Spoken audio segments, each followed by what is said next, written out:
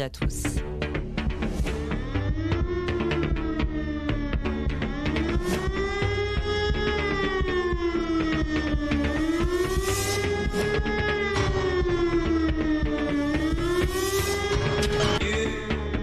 Christophe sur France Maghreb 2.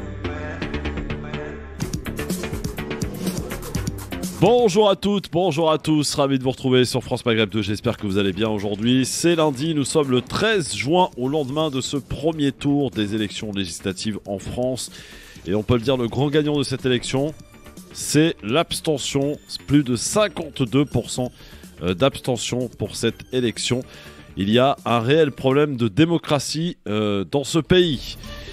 On va justement faire les enseignements de ces résultats. On vous donnera quelques résultats bien sûr de nos amis chroniqueurs du LGF. Et nous aurons d'ailleurs tout à l'heure Sabrina Sebaï qui est la seule des chroniqueuses à se maintenir au second tour en ballottage très favorable pour la circonscription de Nanterre et de Suresnes. Elle sera avec nous pour sa première réaction tout à l'heure à 17h sur France Maghreb 2. Analyse et commentaires donc de ces résultats avec une percée de la NUPES et un score historique du Front National qui pourrait d'ailleurs obtenir un groupe à l'Assemblée nationale. Peut-on parler d'une défaite de la majorité ? On en reparle de tous ces sujets avec vous en direct sur France Maghreb 2 avec nos débatteurs. Bienvenue dans le Grand Forum présenté par Christophe Roux. Le Grand Forum. Et on peut dire qu'en ce lundi, c'est la journée des retours. Notre ami Smaïn Tefour. Comment ça va, Smaïn ? Très bien. Et toi, Christophe ? Très bien. Notre journaliste spécialiste du Moyen-Orient. Voilà. Proche et Moyen-Orient. Voilà. Bon, alors, et Afrique du Nord aussi. On va évidemment pas trop en parler aujourd'hui. On va se concentrer sur l'actualité nationale et au vu de cette élection importante, qui est les législatives, bien sûr. Avec à tes côtés Gamal Abina. Comment ça va, mon Gamal ? Ça va très bien, les amis, et vous ? Écoute, très bien, mon Gamal, bienvenue à toi. Merci. Et je le disais, c'est la journée de retour, nous attendons d'une minute à l'autre notre Sabrina Nouri nationale, et ça fait bien plaisir de la retrouver aujourd'hui. Elle sera avec nous dans quelques instants, je suis sûr qu'elle est empêtrée dans les embouteillages de Madame Hidalgo. Comme d'habitude. Bien dit. Il en veut Hidalgo. C'est le cas de le dire, hein, Christophe. Alors, vous le savez, messieurs, c'était hier, le 12 juin, le premier tour de l'élection législative. Voici les projections en sièges sur les bases des résultats de ce premier tour. Eh bien, la NUP aurait entre 150 et 190 sièges. La majorité aurait entre 255 et 295. Ça veut dire peut-être pas la majorité absolue. Pour Jean-Luc Mélenchon, et il faut le rappeler quand même, hein, c'est une alliance historique. Ça n'avait jamais eu lieu, une alliance au premier tour de l'élection législative. C'est un bon résultat. Il ne sera pas de toute évidence Premier ministre. La nouvelle Union populaire arrive en tête. Elle sera présente dans plus de 500 circonscriptions au deuxième tour. Et dès lors, les projections en sièges à cette heure n'ont à peu près aucun sens. Et je suis sûr qu'au second tour, les candidats de la majorité présidentielle l'emporteront très majoritairement parce qu'ils ne veulent pas, les électeurs français, avoir Jean-Luc Mélenchon, qui n'aime pas la police mais qui aime beaucoup les impôts. Et ils ne veulent pas de quelqu'un qui déteste la police et qui va les taxer. Le parti présidentiel, au terme du premier tour, est battu et défait.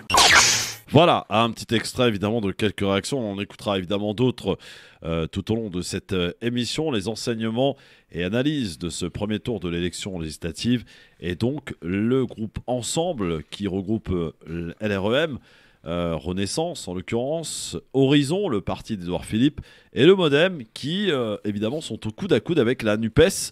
Les projections sont assez claires pour le coup. La NUPES qui pourrait obtenir jusqu'à 200 députés et la majorité présidentielle qui pourrait ne pas obtenir les fameux 289 pour obtenir la majorité à l'Assemblée nationale. Est-ce qu'on peut parler, dans un premier temps, Gamal, d'une défaite de la majorité présidentielle au vu de ces premiers résultats ? Eh bien, si on s'en tient à quelques analystes fantaisistes politiques qui ont l'impression que la politique, c'est un système cyclique qui répète toujours la même chose, c'est une défaite. Pourquoi ? Parce qu'on dit toujours qu'il y avait la prime au sortant, qu'une fois que quelqu'un gagne l'élection présidentielle, dans la foulée, il emporte les législatives, c'est faux. C'est faux parce que d'abord, la présidentielle est une élection très particulière, effectivement, et comme le disait très bien à l'époque Bayrou, la rencontre d'un homme et d'un peuple, contrairement à ce que dit Zemmour, c'est pas De Gaulle qui dit, c'est Bayrou. Et donc, lorsque l'on a cette rencontre d'un homme et d'un peuple, c'est pas un parti pour lequel on vote, mais pour un homme, une personnalité. Par contre, son parti, qui a démontré son incapacité chronique pendant 5 ans à gérer sérieusement les affaires économiques, politiques et sanitaires de la France, a été littéralement atomisé. Ils ont été très amateurs, et là, aujourd'hui, on se rend bien compte que dans l'espoir d'une Assemblée nationale majoritaire pour le parti présidentiel, eh bien cet espoir a fondu comme neige au soleil. Et je vais même encore plus loin. Certains pensaient que monsieur, et je l'ai entendu sur plusieurs débats auxquels j'ai participé, monsieur Mélenchon n'emporterait pas la mise. Il a écrasé littéralement toutes les statistiques. Il a emporté haut la main. Ça ne veut pas dire qu'il sera majoritaire. Mais ça veut dire que cette énorme majorité qu'il a dégagée de gauche, qui sera peut-être une minorité importante, va devoir faire entendre sa voix pendant 5 ans et que Macron va devoir composer avec l'aile gauche de son parti et évidemment son opposition de gauche qui est très forte aujourd'hui. Donc c'est en cela que c'est un échec pour M. Macron. Et j'ai envie d'ajouter une chose, je viens d'entendre une stupidité, mais bon, c'est pas la dernière qu'il ait faite, de M. Darmanin, qui croit que les Français votent en fonction de l'amour ou la détestation de la police. Ça, c'est d'une stupidité aberrante. Les Français votent en fonction de leurs intérêts politique, économique, social. Et en aucun cas de la police. Ça n'intéresse personne, la police. Bon, alors en tout cas, les amis, on va faire un truc très simple. Vous allez nous appeler, si vous le souhaitez, pour réagir évidemment à cette élection. Nous dire où vous habitez. On vous donnera un petit peu votre résultat dans votre circonscription. Parce qu'il faut que les gens s'intéressent quand même à cette élection. Et, cher Smaïn, au vu du résultat de l'abstention, qui, je le répète, est de 52,3% cette fois-ci, contre 51,3% en 2017. C'est soit un point de plus. Donc, il y a un réel problème avec la démocratie dans ce pays, Smaïn. Oui, absolument, parce qu'il y a un désintérêt total de part de l'électorat français, pour la simple raison que les politiques, une fois élus, on va dire qu'ils ne respectent pas leurs engagements vis-à-vis de leur électorat. Et je pense que par rapport à ce qui va se passer peut-être dimanche prochain, il va y avoir peut-être une mobilisation du côté beaucoup plus de la NUPES, pour la simple raison qu'ils vont se mobiliser pour avoir peut-être, je dirais, la majorité. C'est une possibilité. Dans le cas contraire, on va citer peut-être une forme de cohabitation. Donc peut-être que Mélenchon n'aura pas ce qu'il voulait, c'est-à-dire Premier ministre de ce pays, mais il aura quand même un certain poids dans la future Assemblée. Il faisait un peu la gueule quand même hier, Mélenchon. Ah oui, il n'était pas content. Il n'était pas content. Il n'était pas content, oui. On sent qu'il a compris qu'il ne serait pas Premier ministre. Ah ben oui, il y a 2 rêves qui tombent à l'eau. Il y a le Premier ministère et puis il y a la présidence aussi qu'il a loupé de près. Voilà. Ouais. Alors, Jamel est avec nous au téléphone au 01 40 33 98. J'ai plein de chiffres à vous donner, vous allez voir, pour que chacun puisse comprendre un petit peu ce qui s'est passé. Les projections, on passera en revue tout cela évidemment. Et là, il y a un réel danger de la majorité présidentielle, Emmanuel Macron, de ne pas avoir la majorité à l'Assemblée nationale. Ça, c'est concret, c'est réel. Vous allez voir, il y a quand même 78 députés sortants qui ont été éliminés au premier tour. 78. Voilà, ça c'est des chiffres. C'est catastrophique. Alors, on a Jamel qui est avec nous. Bonjour mon Jamel. Salut mon Christophe, salut Gamal, salut à toutes et tous. Bonjour. Salut Jamel. Alors, ton premier renseignement, et d'abord t'habites où Jamel? Alors moi, petite spécificité, je ne vote pas là où j'habite. J'habite à Chanteloup-les-Vignes, mais je vote dans la, je crois, 3e circonscription du Val d'Oise. Auvers-sur-Oise, Pontoise, etc. Allez Smaïn, tu me regardes les résultats, 3e circonscription du Val d'Oise, s'il te plaît. Smaïn ou Gamal. 730. Je vais vous faire bosser aujourd'hui les gars, je vous le dis. Oui, a priori, oui. Alors, on t'écoute mon Jamel. Bah écoute, je pense que le premier vainqueur de ce premier tour, ça reste malheureusement un record qui est l'abstention.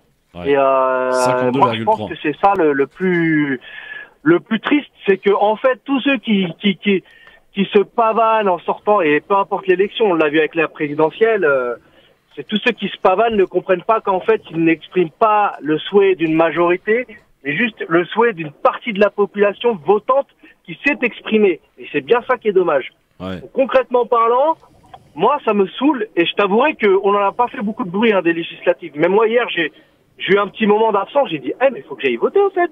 On est le 11. Et moi c'est ce qui me scandalise le plus. Après, que veux-tu?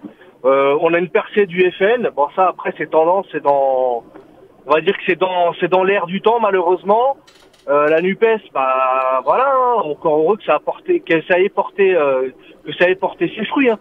Et comme l'a dit Gamal, les Français votent en fonction de ce qu'ils ont envie et pas en fonction d'une police ou d'autres choses. Je pense. Hein. Personnellement, j'ai eu le droit à un contrôle musclé hier en allant voter de la part des gendarmes. Les gendarmes en civil qui se sentent visés quand ils entendent mais quel con. C'est pas pour eux parce qu'eux m'ont laissé passer gentiment. Mais ça n'a pas fait pencher mon vote pour quelque chose d'autre. Ouais. Les cons, il y en a partout et je les salue quand même. Bon, est-ce que Smaïn, on a les résultats ou pas? Enfin, plus ou moins, on va dire. Pour la NUPES, donc dans la circonscription concernée, on a donc sur 9 contributions sur 10, on va dire que la NUPES l'emporte largement. D'accord. Ouais. Bien sûr. Ouais. Ça va être NUPES et après la majorité présidentielle. Enfin, majorité, façon de parler. Ouais. C'est la deuxième place, je crois. C'est ça. Exact. Ils sont en deuxième place, exactement. Voilà. Bon, c'est très bien. rassurant, on va dire. Merci, mon Jamel. Salut à toi. 01 40 33 9000, les amis, pour évidemment prendre place et venir un petit peu analyser avec nous les enseignements de ce premier tour de l'élection législative. Bah oui, mon Smaïn, je vais te faire bosser aujourd'hui. Ah bah a priori, oui. Voilà. Hein, j'ai besoin d'échauffement pour te dire. bah oui, ça fait un bail que j'imagine. Alors je voudrais le résultat quand même des candidats, etc. Ah oui, donc voilà. C'est vrai que... Tu me donnes ça, quoi. Ah oui, alors tiens, on va s'intéresser à la 4e circonscription de Seine-Saint-Denis. Vous savez qu'on en a beaucoup parlé, on avait invité 3 candidats de cette circonscription dans le 93 qui regroupe Blanc-Ménil, Drancy... Non, pardon, Blanc-Ménil, Duny... Stein et Saint-Denis, je crois, si je dis pas de bêtises. Et il y avait donc Asdin Taibi qui était très scruté, qui, vous le savez, s'est présenté en dissident, hein, puisque la NUPES a retenu Marie-Georges Buffet. Marie-Georges Buffet qui est arrivée en tête de cette circonscription, et Asdin Taibi qui est à peu près à 10 points derrière. Ça va être compliqué pour Asdin Taibi, et je dois vous dire que d'après les indiscrétions, il réfléchit à jeter l'éponge. Voilà, pour en tout cas cette circonscription. Donc on va dire que voilà, ça pourrait être effectivement Marie-Georges Buffet qui récupère cette circonscription. Pour ce qui est de résultats de quelques chroniqueurs du LGF, vous savez, il y en avait 4 au total qui se présentaient. Kauter Ben Mohamed, qui était donc à Marseille, je crois que c'était dans la 3e circonscription, si je dis pas de bêtises. Elle est arrivée très loin derrière, elle a fait 1,5%. Elle y allait seule, hein, c'est-à-dire aucun parti derrière. Voilà, donc c'est évidemment Bompard, c'était dans la circonscription de Bompard qui l'emporte avec 55%, qui n'est pas pour l'instant réélu au premier tour. Voilà. Alors que notre Sabrina nationale, toujours aussi belle, Sabrina Nouri, qui est avec nous aujourd'hui. Comment ça va? Ça va très bien. Eh ben écoute, ça fait vraiment plaisir de te revoir, Sabrina. Ouais, moi aussi, je suis très contente d'être parmi vous. C'est à cause d'Hidalgo que t'es en retard, hein? De quoi? C'est à cause d'Hidalgo que t'es en retard. Voilà, c'est à cause d'Hidalgo que je suis en retard. Bon. Le bus... Non, pas Pécresse, en fait. Ah, c'est Pécresse. Ouais. D'accord. Ouais. Pécresse. Merci Valérie. Voilà. Il faut taper à droite. Voilà, c'est ça. Bon, bonjour ma Sabrina. Je suis ravi de te revoir parce qu'ici t'es chez toi, tu le sais. Oui. Hein? Notre lionne préférée. Voilà. Alors, justement, je te prends un show. Première comment dirais-je, analyse de cette élection législative, premier tour. Et on sent que ça chauffe d'ailleurs entre Mélenchon et Darmanin. Là, ça y est, c'est parti. Hein, à couteau tiré pour le coup. Ouais. Sabrina. Bon, écoute, une analyse très très rapide. Moi, je pense que la nouvelle union populaire, écologiste et sociale a fait un sacré coup hier soir, une entrée sur la scène politique incontestable. Mais pourquoi il faisait la gueule Mélenchon hier? Écoute, je sais pas, c'est ton ressenti? Ah oui, non, mais c'est pas que le mien. Le mien aussi. Hein. Ouais, on voyait Mélenchon quand même qui était abattu. Il souhaite pas souvent non plus. On va dire peut-être un peu déçu, je crois. Oui, alors parce moi qu'il a compris que le Premier ministre c'est mort. Là, je peux pas te dire exactement quel était son ressenti au moment, à chaud, peut-être par rapport aux résultats, peut-être qu'il s'attendait à peut-être plus, ou franchement je peux pas te dire, mais en tout cas nous on est extrêmement contents du résultat, parce qu'on a déjà 4 députés qui sont élus au premier tour, et pas des moindres. Alexandre Corbière, Alexis Obono. Corbière, Daniel Obono, Sarah Legrain et Sophia Chikirou, que j'affectionne particulièrement, puisque ici, d'ailleurs, chez nous, j'ai été sa directrice de campagne sur cette élection. Donc autant te dire que avoir travaillé dans son équipe de campagne campagne et être élu au premier tour, sachant que personne ne l'attendait vraiment. Je peux te dire que c'est un sacré coup. Enfin, hier, on était très, très, très contents, en tout cas dans notre circonscription. Donc, non, en règle générale, la NUP a fait ce qu'elle devait faire. Elle a fait ses propositions. C'est elle qui a mené une vraie bataille électorale. Ouais. On était partout. Je pense qu'on nous a vus partout, que ce soit au niveau des affiches, au niveau des débats. On a mis sur la table des vraies propositions qui émanaient bien sûr de l'Avenir en commun et qui a été retravaillée par la NUP pour faire cet accord. Mais en face, il y avait personne pour nous. Hein. Il y avait aucun débat, il y avait aucune campagne. On les a pas vus sur le terrain. Peut-être quelques-uns sur les marchés à droite à gauche, mais vraiment les gens ont senti qu'il y avait une dynamique du côté de la NUP. Et donc d'où le résultat, tout simplement. Alors après, on va parler aussi de l'abstention, je pense tout à l'heure, oui. parce que ça, on peut pas, on ne peut pas faire abstraction de cette non-participation citoyenne à cette élection. Il y a quand même plein de choses qui peuvent être soulevées sur ce sujet.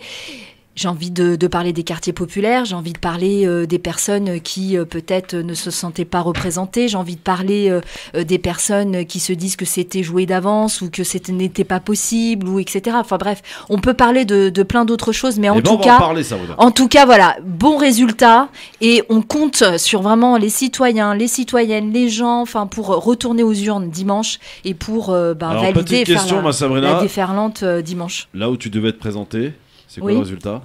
Eh bien, là où je devais me présenter, donc c'est un Vert qui a eu l'investiture. C'est Stevie Gustave dans la 3e circonscription de l'Essonne, et je le félicite puisqu'il est arrivé premier avec 28%. Et donc ils ont fait une super campagne. C'était pas facile parce que la circonscription est très grande et il y a tout un côté rural. Franchement, chapeau à lui et à toute son équipe. Moi, je le soutiens de toute façon depuis le départ, et j'espère le retrouver à l'Assemblée. Très bien, allez, on continue d'en parler avec vous au 01 40 33 9000, les amis. Les enseignements de cette élection, premier tour élection législative. On va aussi se projeter un petit peu et expliquer la particularité de cette élection, parce qu'elle est vraiment spécifique, très compliquée. C'est pas parce qu'on arrive effectivement en tête ou à égalité avec un autre parti qu'on obtient la majorité. C'est loin d'être le cas. En tout cas, la NUPES qui fait un très bon score, on en reparle dans un instant, ne bougez pas. Le LGF, le grand forum, avec aujourd'hui la journée des retours, celui de Smaïn Teffour avec nous, notre spécialiste du Moyen-Orient et du Maghreb, et journaliste bien sûr, Sabrina Nouri. Et une auditrice vient de m'appeler, Sabrina, pour me dire « Je suis ravi de réentendre Madame Nouri et qu'elle ne nous quitte plus. » C'est gentil, c'est très très gentil. Ne me quitte pas, il faut oublier. Comment ? Alors, et Gamal Amina, évidemment. Lui, il n'a pas disparu, il est là avec nous. Il fait partie des murs, Gamal. C'est ça. Meubles. Des meubles. Alors, évidemment, on essaie d'analyser ensemble avec vous, et si vous nous appelez, on vous donnera le résultat de votre circonscription. Avec les trois qui sont autour de la table, ils vont bien me trouver ça quand même. 01 40 33 9000. Le résultat final, c'est une égalité parfaite. 25-7. Moi, j'y crois pas, cette égalité parfaite. Je vous le dis tout de suite d'emblée. D'emblée, je vous le dis. Non, mais au-delà, même si c'est vrai, pas vrai, c'est 25,7% pour les deux partis qui dominent la vie politique française aujourd'hui. Macron d'un côté, les NUPS de l'autre, comme on les appelle. Et pour autant, Smaïn, on a une égalité parfaite. Absolument. Et pour autant, c'est quand même la majorité présidentielle qui obtiendrait le plus de députés à l'Assemblée nationale. Oui, tout à fait. Oui. Ah là là, on n'est pas encore dimanche. Non, mais c'est vrai. Les chiffres sont là quand même. Je vais vous les donner. Les chiffres sont là, oui, c'est clair. Donc, pour revenir à la NUPES, donc ils vont avoir plus ou moins, d'après les perspectives, donc ils vont avoir entre 170 à 210 sièges, donc sur les 577. Ce qui est énorme, voilà. Oui, on va dire, si on le prend comme ça, oui, c'est quand même énorme, et puis c'est quand même un exploit pour la NUPES. Donc la gauche, d'un côté, s'en sort quand même victorieuse. Largement. Oui, tout à fait, parce que la gauche, elle était plus ou moins sur la sellette à un moment donné. Mais je ne vais pas dire la gauche, en réalité, j'ai envie de dire l'extrême gauche, parce que la gauche, telle qu'on l'a connue, c'est Non, je parle du PS. Oui, le PS est mort, il n'y a pas de problème. Il est mort et il est absent. Mais là, c'est quand même... Non, il est mort et absent, mais je maintiens mon propos. Les candidats qui sont passés au premier tour, la plupart sont des gens qui viennent de la LFI ou des Verts. C'est ça la gauche aujourd'hui. C'est la France insoumise. Ah oui, c'est la nouvelle gauche, je suis d'accord. Les autres, c'est juste de l'accompagnement, comme le PS, comme les communistes ont disparu dans les années 80. Mais ils vont se dissoudre dans ce moule-là. Ils sont obligés. Tiens, Smaïn, Sabrina Gamal, dites-moi le nombre de candidats de la majorité présidentielle présents au second tour. Allez, donnez-moi un chiffre. chiffre. Aucune idée. Moi, je sais que pour la NUP, c'est 406. Non, je te demande pas la NUP. Non, la NUP, c'est moi, Sabrina. C'est moi, Sabrina. Je sais une chose, c'est qu'ils sont majoritaires par rapport à ceux de la NUP. Alors, ils sont exactement 421 candidats de la majorité présidentielle à être présents au second tour. Et tu me disais combien pour la NUPS ? 406. Non, c'est moins, 386. Non. Bah écoute, j'ai ce chiffre, 384 même exactement présents au second tour. Ça, la présence au second tour ne garantit pas évidemment la victoire pour commencer. Ah bah non. Et surtout, c'est pas parce qu'il y a une légion de candidats que la victoire est assurée de la part du parti. Rien n'est joué, quand même. Moi, je pense que s'il y a des triangulaires et surtout des arbitrages à gauche, et il y en aura beaucoup, sachant que Macron, les gens n'ont pas compris un truc, Macron a gagné la présidentielle parce qu'il est Macron. Par contre, son parti est très discrédité et je pense pas une seconde qu'il va bénéficier à la droite. La droite est dégoûtée, elle est vraiment littéralement. Alors la droite a disparu totalement là pour le coup. Et elle ne va pas, elle ne reportera pas sur Macron. Je n'y crois pas du tout. Alors, il y a quand même, et là, il faut qu'on s'arrête un instant là-dessus. 207 candidats du Rassemblement national présents au second tour. 207, c'est énorme. Et on pourrait avoir, messieurs dames, un petit groupe à l'Assemblée nationale, ce qui serait quand même un peu historique, quand même, Sabrina. Oui, en ce qui concerne le Front National, oui, on peut dire Front National. Oui, effectivement. Maintenant, ce qu'il faut comprendre dans le paysage politique et sur la carte de France, va y avoir des duels. Soit des duels Macron Front National, Macron NUPS ou NUPS Front National. Oui. Donc là, il y a un choix. Il y a un choix à faire, un véritable choix à faire. C'est-à-dire que ce qu'on n'a pas eu au deuxième tour, de l'élection présidentielle, là, on va l'avoir. C'est-à-dire qu'il y a des circonscriptions, ils vont réellement avoir à faire un choix politique, c'est-à-dire entre soit la Macronie avec candidat Macron et tout ce qui va derrière avec le programme qu'il n'annonce pas, par exemple, ou alors la retraite à 65 ans, etc. Ou alors la NUPS avec un véritable programme de progrès et on stoppe radicalement ce qui est en train de se faire aujourd'hui et on offre autre chose que l'austérité qui nous arrive dans les prochains mois. Donc là, il va y avoir un véritable choc politique par rapport à ces circonscriptions. Ça va être très, très, très intéressant de suivre les résultats. Et moi, je pense que les Françaises et les Français, cette fois-ci, feront le bon choix, puisque l'élection présidentielle, malheureusement, au deuxième tour, beaucoup ont voté par dépit ou par... Et là, il y a un véritable choix. Je pense qu'il va se passer une surprise dimanche. Ah, bon, écoutez, pourquoi pas, on verra. Je disais, les consignes de vote du parti de Macron, de la majorité présidentielle, ont été un peu confuses hier soir, puisqu'on déclarait dans un premier temps que, en cas de duel NUPS-RN, on agirait au cas par cas. Ça dit beaucoup de choses. Oui, alors, ça me fait rire parce que on tombe sur Jean-Luc Mélenchon systématiquement parce qu'à chaque fois on doit faire le choix entre la peste, le choléra, et quand c'est eux, là c'est au cas par cas. Non, en fait, c'est pas une voix au Front National et point barre. Ils sont revenus sur leur décision, sur le positionnement. Elisabeth Borne a fait un tweet et les cadres de la majorité ont dit effectivement qu'ils appelaient, et d'ailleurs certains l'ont fait. Chez Marine Le Pen, par exemple, Guérini a appelé à voter pour la candidate de la NUPS.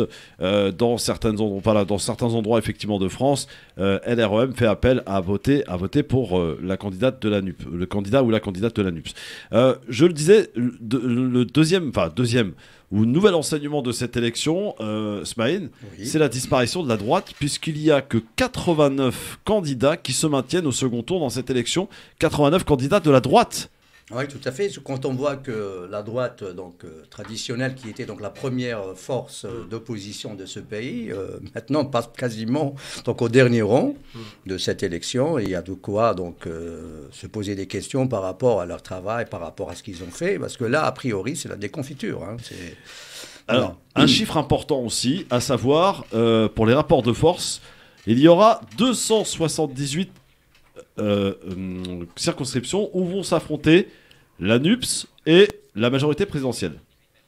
Voilà, duel entre la NUPS et la majorité présidentielle, 278. C'est énorme. C'est énorme, hein. C'est énorme, tout dépendra aussi on va dire, des circonscriptions, là où il y a par exemple les quartiers populaires, c'est sûr que c'est la NUPS qui va l'emporter. Mais après, là, s'il y aura ce qu'on appelle le monde rural, forcément, ils vont voter pour la Macronie, encore une fois. Alors, malheureusement, il faut le dire. 110, Gamal, 110 duel ensemble, donc ensemble c'est évidemment Macron, 110 duel ensemble RN, et 21 duel ensemble droite, 21, et 30 NUP droite. Déjà, on a déjà une configuration qui est très défavorable à la majorité présidentielle d'aujourd'hui. C'est qu'ils vont avoir des batailles contre la droite. C'est pas naturel, parce que Macron est quand même issu d'un courant libéral, malgré tout, même s'il dit qu'il est à parti quasiment, mais c'est un produit de droite, et il a bénéficié d'un soutien d'une partie des anciens de la droite. Donc le fait de se battre contre sa propre potentielle base électorale va lui coûter. Ensuite, il a les consignes de vote pas claires sur le Front National, ça va lui coûter. C'est-à-dire que c'est un couteau qui se retourne contre lui parce que c'est une posture qui n'était pas acceptable. Et là, ils ont eu un flottement qui va leur coûter cher. Ensuite, on est dans une période de crise sociale et économique qui commence à être très violente. Et je pense que toutes les batailles qui vont se mener entre la NUPS et la Macronie vont être remportées par les gens de la NUPS. C'est-à-dire que potentiellement, réellement, les jeux ne sont pas faits, mais je vois difficilement où sera le report de voix de Macron, qui a perdu la gauche totalement, puisque la gauche a rallié la France insoumise. Donc toute cette réserve qu'il avait à gauche, il ne l'a plus aujourd'hui. La droite, qui est en train de se fragiliser, s'est maintenue dans certains cas, et va les affronter, donc il ne va pas bénéficier de toute la droite classique. Et l'extrême droite, évidemment, qui déteste Macron, ne va pas lui apporter son soutien, puisqu'ils ont fait campagne contre lui depuis des mois. Qu'est-ce qui va rester à Macron? Il ne reste aucun support. C'est pour ça que moi, je ne crois pas en la victoire de Macron. Je pense que réellement, aujourd'hui, vu l'état du report, je parle vraiment du report, même s'ils ont beaucoup de candidats, c'est beaucoup de candidats qui vont perdre l'affrontement. C'est ça que je vois. Alors, Sabrina, combien de circonscriptions et de duels entre la NUPES, la NUPS, et le Rassemblement National? Ma chère Sabrina, est-ce que tu as une petite idée? Non, 58. 58 circonscriptions où la NUPES va affronter donc le Rassemblement National. Et côté gouvernement, parce que c'est important, vous savez que la règle étant que si un ministre, ils sont 15 à se présenter, est éliminé, devra démissionner. Alors voici ce que ça donne. Quand même, tous les ministres sont présents au second tour, sauf Blanquer, mais bon, Blanquer n'est plus ministre. Blanquer d'ailleurs qui annonce faire un recours, absolument incroyable, tellement mauvais perdant. C'est du valse bis. Alors il y en a 12 qui sont en tête, quand même 12 sur 15 ministres, et 3 en deuxième position. Donc c'est plutôt pas mal là, on va dire, côté ministre. Bon, c'est relatif, ça veut dire que le bilan n'est pas très très honorable, mais en vérité, on a des gens qui ont du mal à accepter l'idée qu'ils venaient de nulle part. Il faut voir que la plupart des ministres de Macron venaient de nulle part et vont retourner nulle part. C'est ça les questions qui se posent.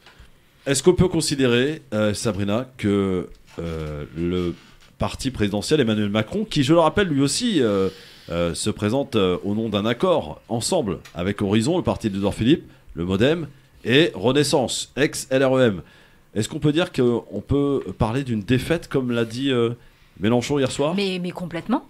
Mais complètement. La défaite, elle est visible par rapport aux résultats.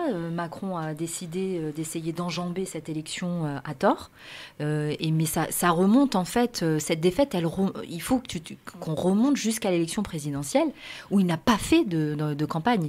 Il est arrivé comme ça, vers la fin de la campagne, il a fait quelques sorties, mais il n'a pas fait de campagne d'élection présidentielle. Et en fait, tout démarre de là, c'est-à-dire que le mépris pour les Françaises et les Français, il est tel qu'il a cru bon de ne pas faire campagne et que ça allait passer. Mais non, en fait. Donc, du coup, tu arrives à l'élection présidentielle, tu es élu avec un face-à-face, donc Macron, Marine Le Pen, donc forcément, tu es élu, mathématiquement, on va dire ça comme ça, et encore. Et donc, tu essayes d'enjamber l'élection législative en te disant que de toute façon, par rapport au sondage, tu vas avoir la majorité et que de toute façon, parce que c'est notre culture, etc., quand tu gagnes une élection présidentielle, généralement, tu gagnes la majorité pour appliquer ton programme, soi-disant, etc. Mais comme il n'a pas été élu sur un programme, sur rien du tout, et ben là, forcément, le résultat, il saute aux yeux. Donc, il a perdu cette élection. C'est une défaite, malgré l'alliance qui s'est passée. D'ailleurs, l'alliance, c'était le début de la défaite.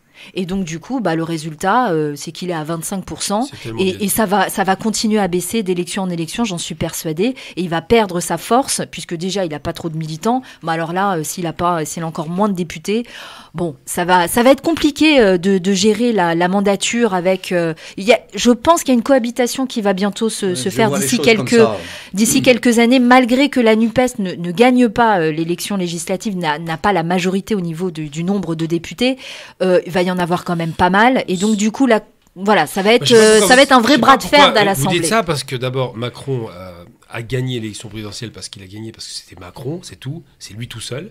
Il n'a pas de parti politique, il a créé un parti de briques et de broc. Et chaque fois qu'il arrive à la tête de l'État, c'est avec des partis qui n'existaient pas. Aujourd'hui, il s'appuie sur un parti créé récemment, celui de son ancien Premier ministre. Il s'appuie sur le changement de nom de son ancien parti, donc sur rien, quoi, en vérité. Il lui reste quoi à Macron? Il lui reste effectivement pas de campagne et pas de programme. Et le problème de la base programmatique, c'est que quand on arrive en tant que chef de l'État, c'est toujours effectivement le raconte d'un homme et d'un peuple, et les gens sont séduits par l'homme, parce qu'il est beau gosse, parce qu'il paraît sympa, et parce qu'il a acheté une partie de la paix sociale, il faut le reconnaître. Et de l'autre côté, en législatif, c'est pas pareil, là. Là, c'est la rencontre de citoyens avec des incapables qu'il a présentés. Je parle des incapables, ceux qui ont orné son gouvernement, on voyait bien Blanquer, pendant 5 ans, qui ont montré un amateurisme, une incapacité chronique, qui les a totalement liquidés. Aujourd'hui, je ne crois pas une seconde en la possibilité que les personnages qui existaient politiquement sous Macron puissent emporter leur élection. J'y crois pas. Et mieux que ça, je pense qu'aujourd'hui, vu la configuration économique, il est fort probable, vu la réforme qu'a faite Mélenchon sur lui-même, il a fait une énorme réforme sur lui, il faut le reconnaître, qu'il va séduire. Et il va séduire parce qu'il a su rassembler. La vraie victoire, et c'est bien que tu le dises à l'instant, je trouve ça intelligent, c'est de dire que Macron a perdu son élection législative à partir du moment où Mélenchon a su faire l'alliance. C'est ça. Alors, on écoutera des réactions évidemment des hommes et des femmes politiques. On va parler dans un instant de quelqu'un qui a complètement dérivé, qui a complètement perdu. On cherche des candidats reconquête, il n'y en a aucun. Éric Zemmour, éliminé au premier tour. Reconquête, c'est fini. Il était ridicule, Zemmour. Je comprends même pas qu'on l'ait pris au sérieux. C'est une baudruche. Il était crédité à 20, puis 15%, puis il a fini à 7. Si tu permets. Mais c'est un clown. Pour moi, c'est une plaisanterie. Pour moi, c'est une caricature. Bien sûr, c'est une. Est-ce que et j'ai vu un reportage qui disait que sa première conseillère, là, comment elle s'appelle, Sarah Knafo, disait que dès lors que la guerre en Ukraine a démarré, nous avons perdu l'élection. C'est totalement faux. Ça, c'est une excuse à 2 balles pour justifier une défaite annoncée. Elle sait parfaitement que Zemmour, qui était un épiphénomène monté de toutes pièces par les médias, s'effondrant la présidentielle, ne pouvait pas capitaliser sur une défaite. Allez, on continue d'en parler avec vous au 01 40 33 9000. Les enseignements de cette élection législative très importante, bien que l'abstention ait été le premier parti de France, et reste toujours et encore le premier parti de France. Et ça, quand même, il faut qu'on se pose des vraies questions. Pourquoi les Français se désintéressent autant de la politique? À tout de suite.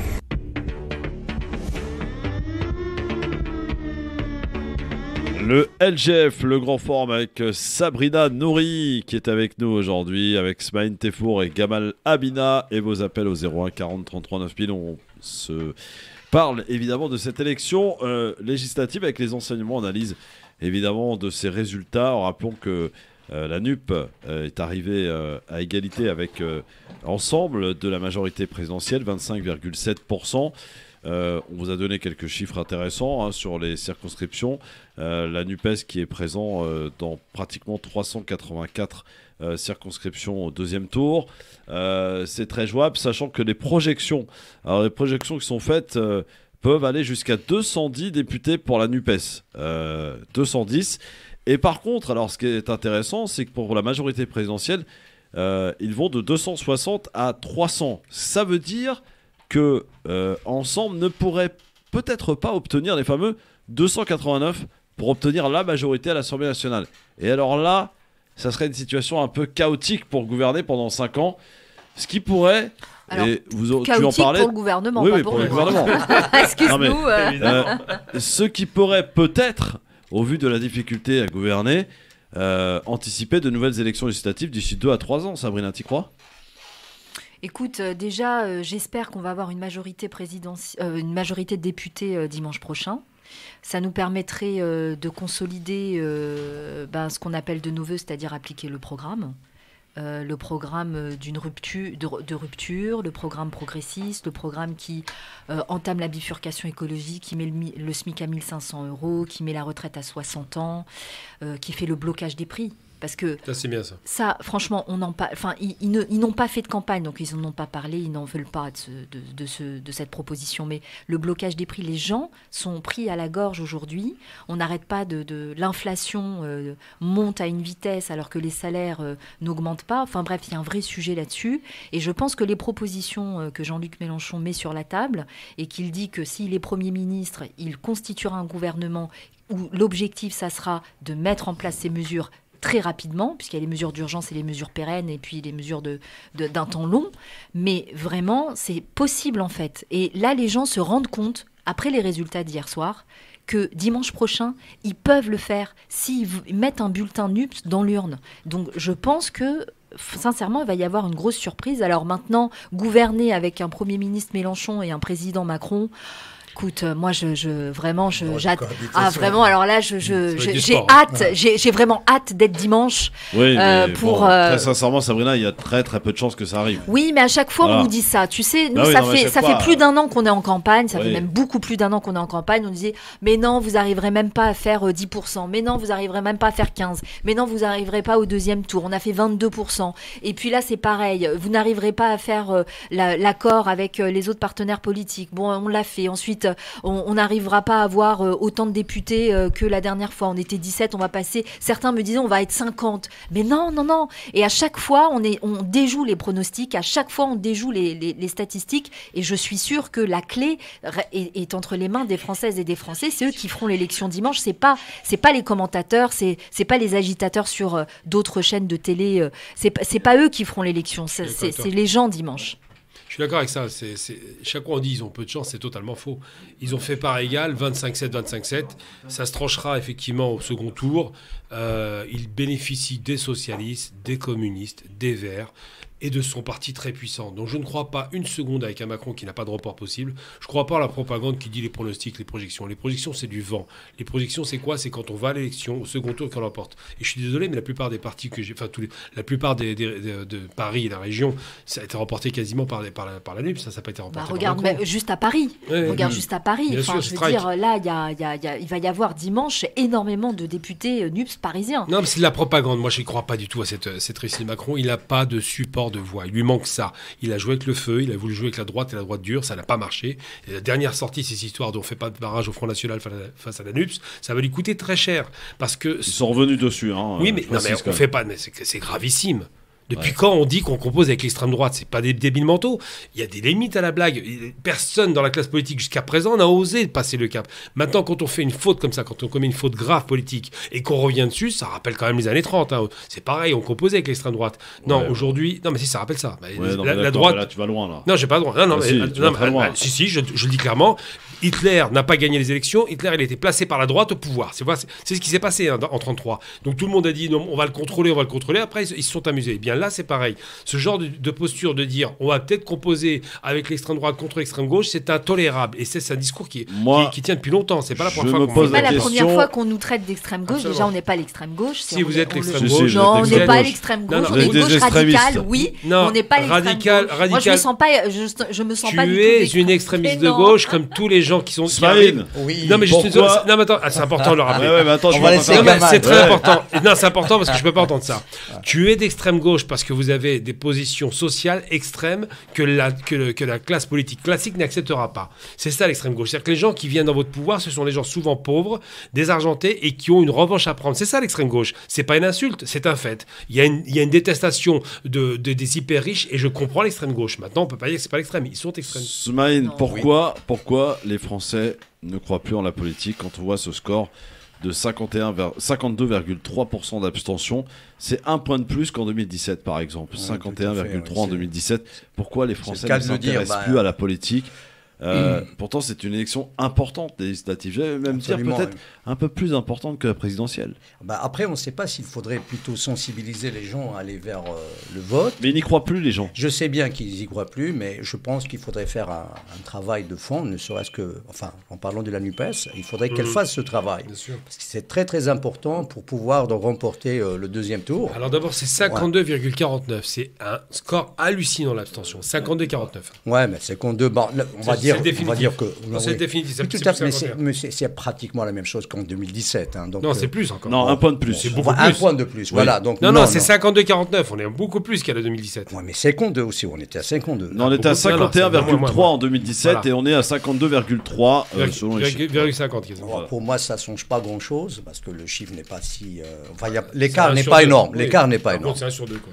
Oui, mais l'écart n'est pas c'est énorme. ça, c'est pratiquement un Français sur 2.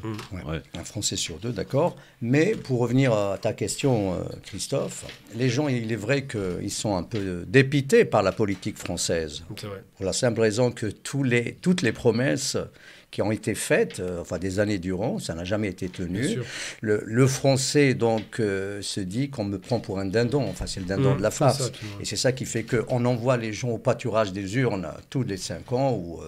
Donc, ce qui fait que maintenant, il y a un désintérêt total. Et maintenant, qu'est-ce qu'il faudrait faire? Il faudrait peut-être faire donc, un travail et essayer de sensibiliser les gens. Et surtout, pour les politiques, il faudrait qu'ils en tirent leçon de ces histoires-là. Parce qu'il faudrait quand même aller plus... La démocratie est malade? Je dirais pas ça. Non, je dirais pas ça. Il faudrait plutôt peut-être changer de cap, faire une politique de proximité, ce qui a été fait pendant Chevènement. Je ne sais pas si vous vous rappelez de la politique de la gauche de l'époque. Ouais. Donc il y avait la police de proximité, il y avait les acteurs sociaux qui étaient très prêts. Voilà. Donc il y avait une social-démocratie qui était quand même assez présente et puis on va dire honnête pour être cohérent. On accueille Alice dans un instant sur France Maghreb 2 au 01 40 33 9000 et on passera un coup de fil à notre Sabrina Sebaï, qui est la seule candidate des chroniqueurs LGF à se maintenir au second tour et qui est en ballottage très favorable du côté de Nanterre et de Suresnes. Tout de suite.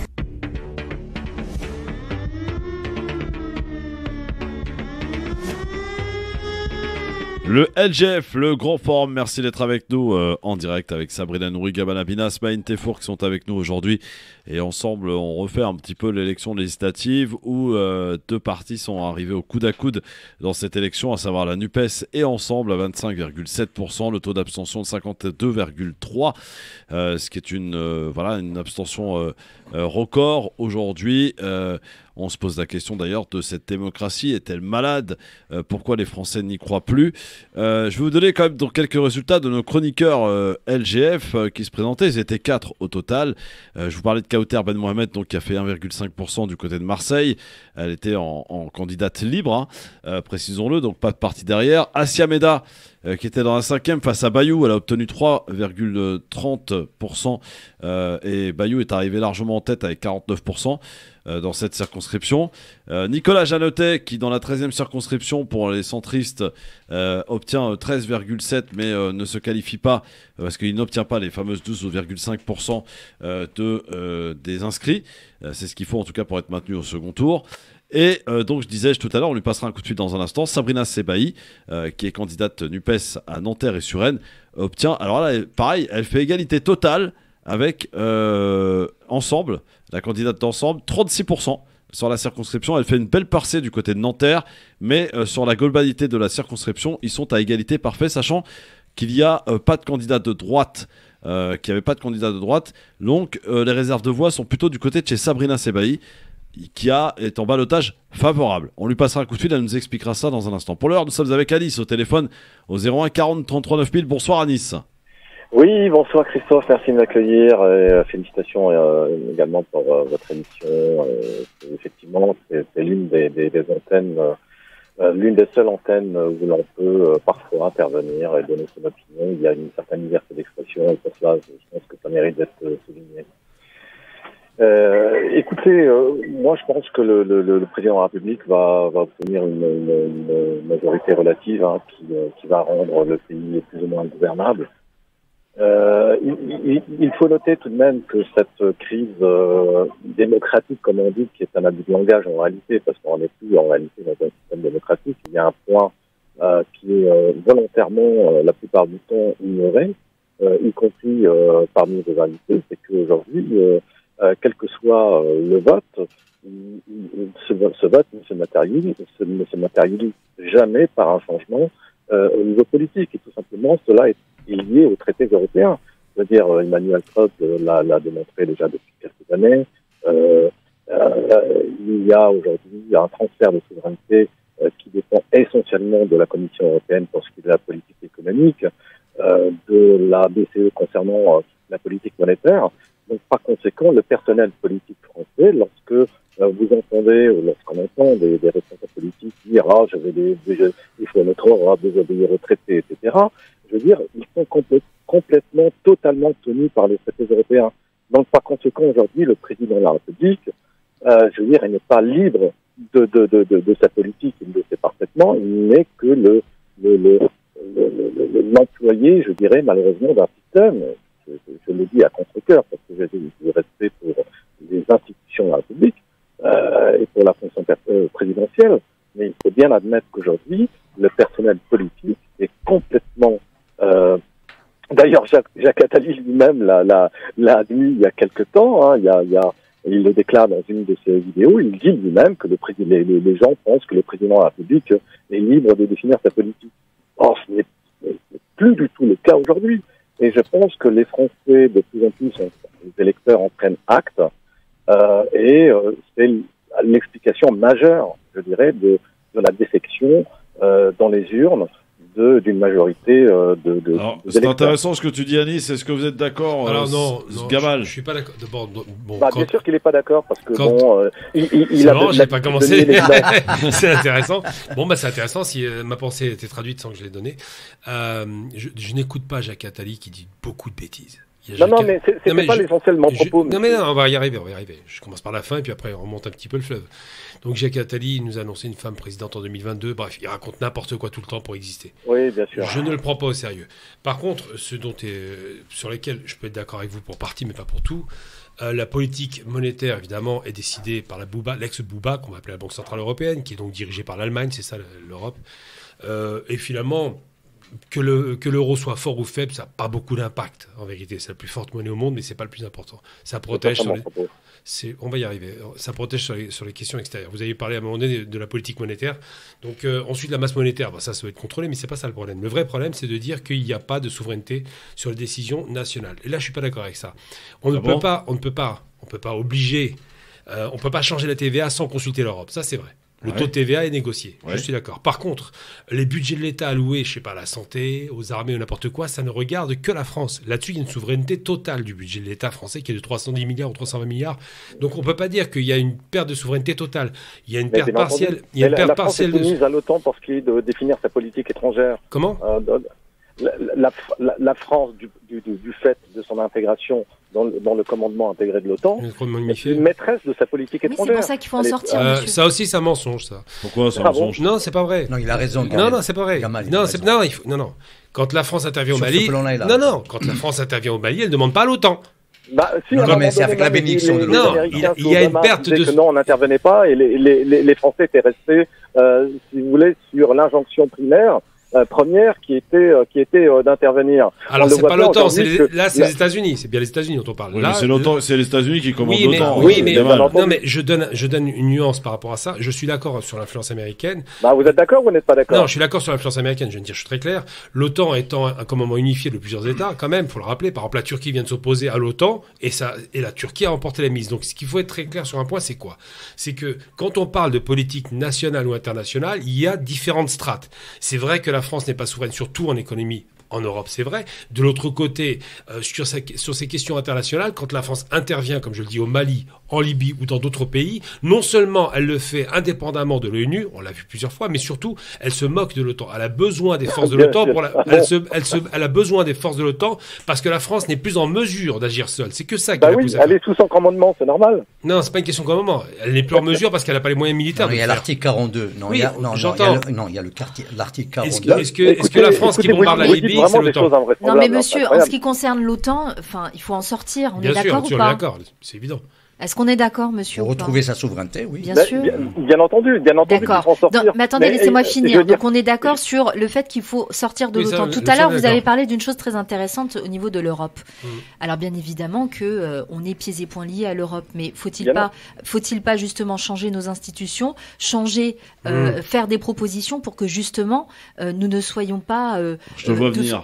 C'est le Frexit, là. Non. Elle veut une république parlementaire. Voilà ce qu'elle dit. Avec un république parlementaire, avec un parlement fort. Et je veux surtout, quand la France, ce n'est pas les intérêts de la France, ce n'est pas les intérêts des Françaises et des Français, désobéir, comme aujourd'hui, actuellement, vous avez des pays européens qui, si ça ne leur convient pas, désobéissent à l'Europe. Alors, dernier mot, Anis, là-dessus. Donc, dernier rapide mot, parce que j'ai une petite pub là, j'ai une banque populaire qui arrive. Bah, écoutez, moi j'ai aimé la dernière intervention de Sabrina Nouri. Oui, tout à fait, beaucoup plus rationnel et rationnel. J'adore ça. La rationalité. Donc, juste pour finir un propos. Non, mais le rationnel va lui poser une question simple. Oh, j'ai bien fait de venir. On voit des fleurs aujourd'hui. Est-ce que la France est partie faire l'opération Berkane, l'opération Takuba, l'opération Serval de Monsieur Hollande, en passant par l'OTAN? La question est simple. Est-ce que la France y va toute seule? Alors, bouge pas, Alice, tu réponds dans un instant. Je mets la ballon, la truc là, et puis on est de retour tout de suite. D'accord. Voilà, la petite pub Renault est terminée. Place maintenant à Nice pour répondre à la question de Gamal Amina. Une seule pub? Oui, une seule. Ça s'appelle un écran VIP. Oui. Écoutez, Christophe, moi je comprends assez la position de M. Adina et de bien d'autres. C'est-à-dire que si vous écoutez les médias, tous les médias sont pour l'euro, tous les médias sont pour Zelensky, tous les médias étaient pour les injections. Je déteste Zelensky. Il y a, si vous voulez, des sujets tabous qu'il est impossible d'aborder. Je viens de dire, je déteste Zelensky. Lesquels? Non, je viens de lui dire, je déteste Zelensky, donc déjà c'est raté. Lesquels? Ceux que je viens d'évoquer il y a un instant. Je viens de dire, je déteste Zelensky. Alors, vous allez voir que l'Union européenne va finir par imploser, parce que tout cela n'est pas tenable.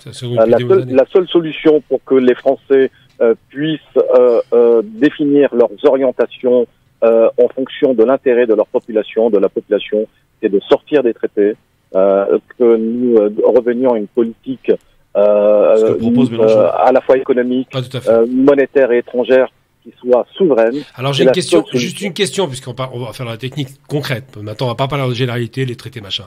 Vous voulez revenir sur quelle monnaie? Sur l'euro ou sur le franc? Non, mais écoutez, ne jouez pas sur les mots. Je joue pas sur les mots, elle est claire la question, on peut pas faire plus clair.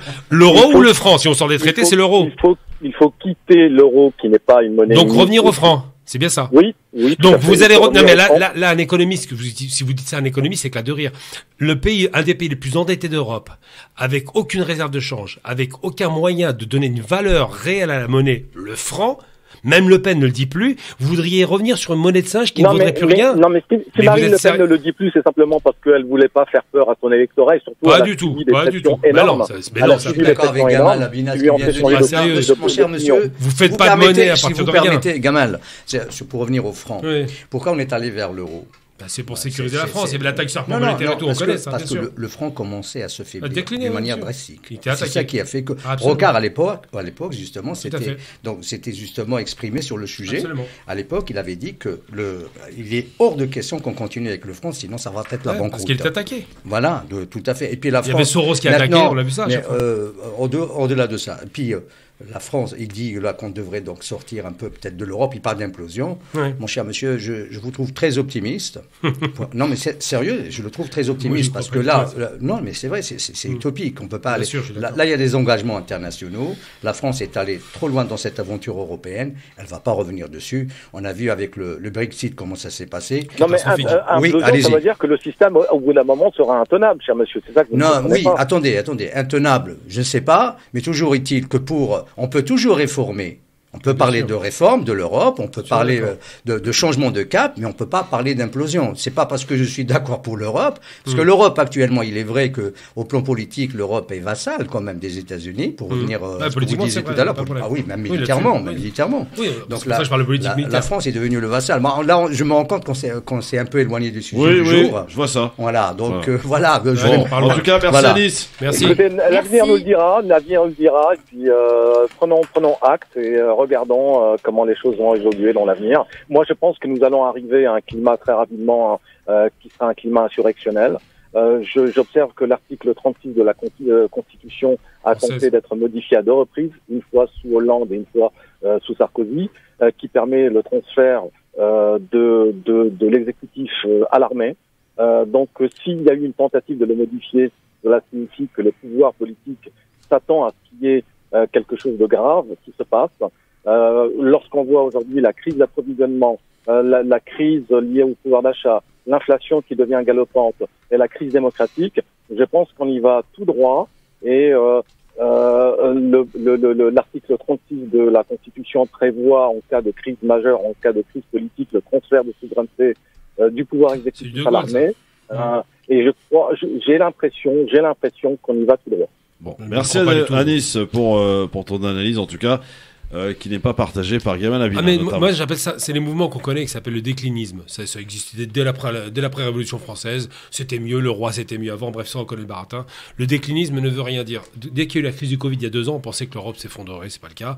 Dès qu'il y a eu la crise de 2008, on pensait que l'euro s'effondrerait, mais c'est pas le cas. Et le problème des gens comme lui, c'est qu'ils ont le rêve. Des raccourcis, mais le rêve du capitalisme qui va s'effondrer. Il n'y a pas d'effondrement. Le capitalisme, malheureusement, son système est un système qui se réinvente tout le temps. Il y a toujours un moyen de se rattraper. Mais il a ses limites quand même. Non, il a des limites. La limite, c'est la guerre. C'est ça la limite du capitalisme. Quand il est en rupture, il y a la guerre. Bon, absolument. Je vous propose d'accueillir une deuxième guerrière. On a Sabrina Nouri qui est là. Ouais. Et une guerrière qui est en ballottage favorable pour devenir Madame la députée. Toutes mes félicitations. Sabrina Sebaï. Bonjour Sab. Bonjour tout le monde. Bonjour Sabrina. Et aux auditeurs de Radio France Maghreb. Ne dis pas ça, Christophe, tu dis Madame la députée, sois un peu correct. Attends, on va attendre un petit peu quand même, hein. Faut pas lui porter l'œil, hein, on va pas porter la haine. Ouais, faut gagner d'abord. Alors, le résultat, Sabrina, donne-le-nous exactement parce que je veux avoir le résultat exact de ta circonscription. Yes. Écoute, alors la députée sortante, elle a fait 36,9 et moi j'ai fait 36. Et à savoir que cette candidate n'avait aucun candidat LR, elle a raflé le maximum de voix au premier tour. Et donc, elle est là pour le second tour, ce qui est une très bonne nouvelle pour nous. Ah, c'est clair. Oui. Je te félicite, Sabrina. C'est pourquoi ? Parce que moi, je pense, quand on t'a envoyé là-bas, que c'était très dur. Parce que Suresnes est très à droite. Je crois que tu le sais déjà. T'es toujours là, Sabrina ? Oui. Ah, oui, ok. Oui, ouais, donc Suresnes est très à droite. Et quand j'ai vu ton image, parce que je squatte souvent à Suresnes, quand j'ai vu ton image à l'affiche à Suresnes, j'ai été surpris. Je t'aurais vu à Ivry. Et pour le coup, enfin Vitry plutôt. Mais pour le coup, vraiment chapeau. C'était très dur à faire et un score pareil. T'as fait combien à Nanterre, Sabrina ? À Nanterre, j'ai fait plus de 45%. Logique. Ah ouais. Et à Suresnes, on a fait un très beau score parce qu'on a fait quasiment 24%. Ah, c'est énorme, Suresnes. Ouais. Donc, report de voix pour toi, en tout cas, favorable à toi. Oui, alors nous, en plus, on a une grosse marge de manœuvre parce que les quartiers pop se sont pas mobilisés. C'est clair, comme et du coup, sur Nanterre notamment, mais aussi sur Suresnes. Donc, si on les mobilise pour dimanche, ça nous fera une très belle réserve de voix. Il faut travailler dessus, Sabrina. Ah, il y a du boulot. Eh ben, c'est ce qu'elle fait. On est dessus dès ce soir. Ça marche. Faut réveiller les dormeurs. Ça a besoin de coups de main, on est là. Hein. Sabrina Nouri. Voilà. Alors, Sabrina, elle sait ce que je pense. Les sœurs ennemies, j'adore. Non, elle sait ce que je pense. Il n'y a pas d'ennemis, t'es fou, toi, gamin. Non, je suis très contente. Je suis très contente pour elle et j'espère qu'elle va être élue et qu'elle fera une excellente députée à l'Assemblée. J'en suis convaincue. Maintenant, ce qui est très très intéressant dans ce qu'elle vient de dire pour faire l'analyse, c'est que Sabrina est, vous l'avez remarqué, issue de l'immigration, tout comme moi, tout comme nous. Peu, ouais. Donc, et que dans les quartiers populaires, on nous a dit la petite musique là depuis qu'on fait les investitures que nous avons des gens qui ont été investis, qui nous ressemblent pas, qui ne représentent pas les quartiers populaires. Là, vous avez une femme issue de l'immigration, intelligente, une femme combative, qui a des valeurs, qui a des convictions, qui sait ce qu'elle fait, et les quartiers populaires ne se sont pas déplacés. Donc moi, je pense qu'il y a, au-delà de la problématique de la représentativité, il y a une crise démocratique, il y a une crise sociale, il y a une crise économique, il y a une crise dans les quartiers populaires qui sont à l'abandon depuis tant et tant d'années. Donc j'espère qu'en envoyant des députés de l'ANUPS vraiment à l'Assemblée, malgré le taux d'abstention qui sera élevé dimanche, faut pas se leurrer, il sera élevé, et les quartiers populaires ne vont pas se déplacer dimanche, c'est pas en une semaine qu'on va les faire revenir, il faut être clair. On va essayer on va faire le travail, on va faire la campagne, et on va faire du porte-à-porte, etc. On va essayer de les faire revenir, bien évidemment. Mais faut pas se leurrer. Mais j'espère qu'en envoyant tous ces députés à l'Assemblée, on va pouvoir faire changer les choses avec des propositions claires, comme justement des propositions sur la démocratie. passer à la 6e République, adopter le vote révocatoire, révoquer les élus s'ils ne font pas le job, s'ils ne conviennent pas, s'ils n'appliquent pas leur programme, s'ils mentent, s'ils font des choses, s'ils volent, voilà. Et donc, je pense que voilà, on arrive sur un moment historique dimanche, et si on arrive à faire basculer cette assemblée à gauche, on va pouvoir peut-être donner de l'espoir aux gens par des actes. Là, tout à l'heure, on a les 4 députés de la NUPES qui sont à l'Assemblée nationale et qui vont bosser, qui sont déjà, j'ai envie de dire presque au travail, et qui sont déjà là. Mais ça veut dire parce que on le fait par les actes et pas que par la parole. Donc Sabrina, t'as tout mon soutien. J'espère que tu vas passer dimanche. Et on fêtera ça. Je laisse l'optimisme pour elle. Sabrina, est-ce qu'il y a des candidats qui ont perdu, donc, parce que beaucoup de candidats étaient issus de gauche, ou en tout cas c'était apparenté de gauche, qui ont fait appel à voter pour toi dimanche, ou pas du tout encore? Alors en fait, c'est justement ça qui est intéressant, parce que moi je suis sur une circo où il y avait beaucoup de candidats au premier tour, donc il y avait 14 candidats. Wow. Ah ouais. Et ce qui est énorme en fait, et ce qui fait que il y a beaucoup d'électeurs aussi qui ne se déplacent pas quand il y a trop de candidats. Donc là, en fait, ils n'auront choix entre 2 projets, celui de Macron et le nôtre. Donc déjà, ça simplifie beaucoup les choses, et je pense que ça va permettre aussi aux gens de venir voter. Et puis effectivement, il y a eu d'autres candidats, notamment de la gauche républicaine, donc qui a été aussi qui était candidate au premier tour, donc qui pour le moment m'a indiqué qu'elle allait appeler à voter pour nous. Il y avait plusieurs candidats qui étaient sous l'étiquette écologiste. Il y a aussi quelques candidats qui étaient de gauche. En gros, il y avait 7 candidats à gauche déclarés sur cette circonscription. Donc voilà, s'il y a une dynamique d'ensemble qui se crée sur ces 5 jours, et nous on pense, en tout cas il y a bon espoir pour que ça se passe, eh bien normalement dimanche la circonscription bascule et on la reprend à la droite. Alors, il y a un truc important à souligner, c'est que 14 candidats, dont 7 de gauche, là, pour le coup, cette injonction, qui est une arnaque à mon sens, du vote utile n'a pas été utilisée, et c'est très bien, ça prouve que tu étais en place et que tu devais arriver à ce stade. Et je pense que ces candidats de gauche, qui vont se reporter naturellement sur toi, logiquement, prouvent que la démocratie, quand elle est comme celle-ci, elle fonctionne. Il n'y a pas besoin de disqualifier les gens parce qu'il y a trop de gens à gauche qui diviseraient la gauche. C'est pas vrai. Tu as été la meilleure de tous, et il faut que tu passes simplement, et je t'en félicite à l'avance. Le taux d'abstention de ta circonscription, Sabrina? C'est important, hein, c'est quasiment, on a eu 42-43% de participation. Donc ça reste quand même un taux d'abstention important, surtout que ça varie beaucoup en fonction des quartiers. Il y a des quartiers où tu n'as que 35% de participation, par exemple. Donc c'est là où ça va être vraiment un enjeu, parce que en réalité, c'est vrai que sur Rennes, ça vote beaucoup à droite. Tu connais Cité Jardin sur Rennes? Mais sur Rennes, c'est que 45. Ouais, mais oui, bien sûr, on les a fait, les Cités Jardins. Et ils votent pas là-bas. Il y a eu un fort taux d'abstention. Absolument. Mais ils ont quand même, quand ils se sont déplacés, ils ont voté massivement pour nous. Donc ça veut vraiment dire qu'il y a vraiment une marge de progression à avoir. Et tout l'enjeu de cette semaine, ça va être celui-ci. Ça va vraiment être de dire aux gens, il y a 2 projets qui s'opposent. Et en réalité, je pense que tout le monde est concerné. Si l'année prochaine, Macron a la majorité, dès l'année prochaine, la retraite sera à 65 ans. Et je pense que rien que ça devrait faire réagir tout le monde. Est-ce que hier, au vu du résultat national, Sabrina, je donnais les chiffres tout à l'heure, ils sont assez éloquents, coude à coude entre la NUP et Ensemble, est-ce que tu considères, toi, Sabrina Sebaï, que Macron a perdu hier? Ah mais Macron, il a pris une gifle hier, c'est évident. C'est le président de la République qui se fait élire et qui n'a pas de majorité à l'Assemblée nationale aujourd'hui, qui risque même d'être en minorité, c'est-à-dire qu'on parle même plus de majorité présidentielle, mais de minorité présidentielle. Il va devoir certainement composer, y compris avec les Républicains, en fait, pour pouvoir avoir une majorité et pouvoir conserver un minimum de pouvoir sur cette Assemblée nationale. Je crois que vraiment, c'est un rejet qui s'est exprimé. Il a oublié, malheureusement pour lui, qu'il n'a pas été élu par adhésion, mais parce que les gens ne voulaient pas de Marine Le Pen. Il l'a oublié très vite après son élection. Et là, je pense que ces législatives, ça a été le moyen de lui rappeler, en fait, qu'il n'avait pas un blanc-seing et qu'il a des comptes à rendre, en fait. C'est clair. Ouais, c'est ce fameux 3e tour, hein, finalement, incarné bien par Mélenchon, pour le coup. Sabrina, donc, madame la députée, peut-être, en tout cas, on va pas te porter l'œil, hein, parce que vraiment, c'est vraiment pas le but du truc. Mais en tout cas, on y croit, on ne lâche rien, c'est important, la semaine est décisive. C'est les dernières heures de la campagne. Je sais que t'es très occupé et j'ai pas envie de t'embêter, mais si t'as une petite demi-heure pour venir nous voir cette semaine, tu es en VIP, tu viens quand tu veux, ma Sabrina.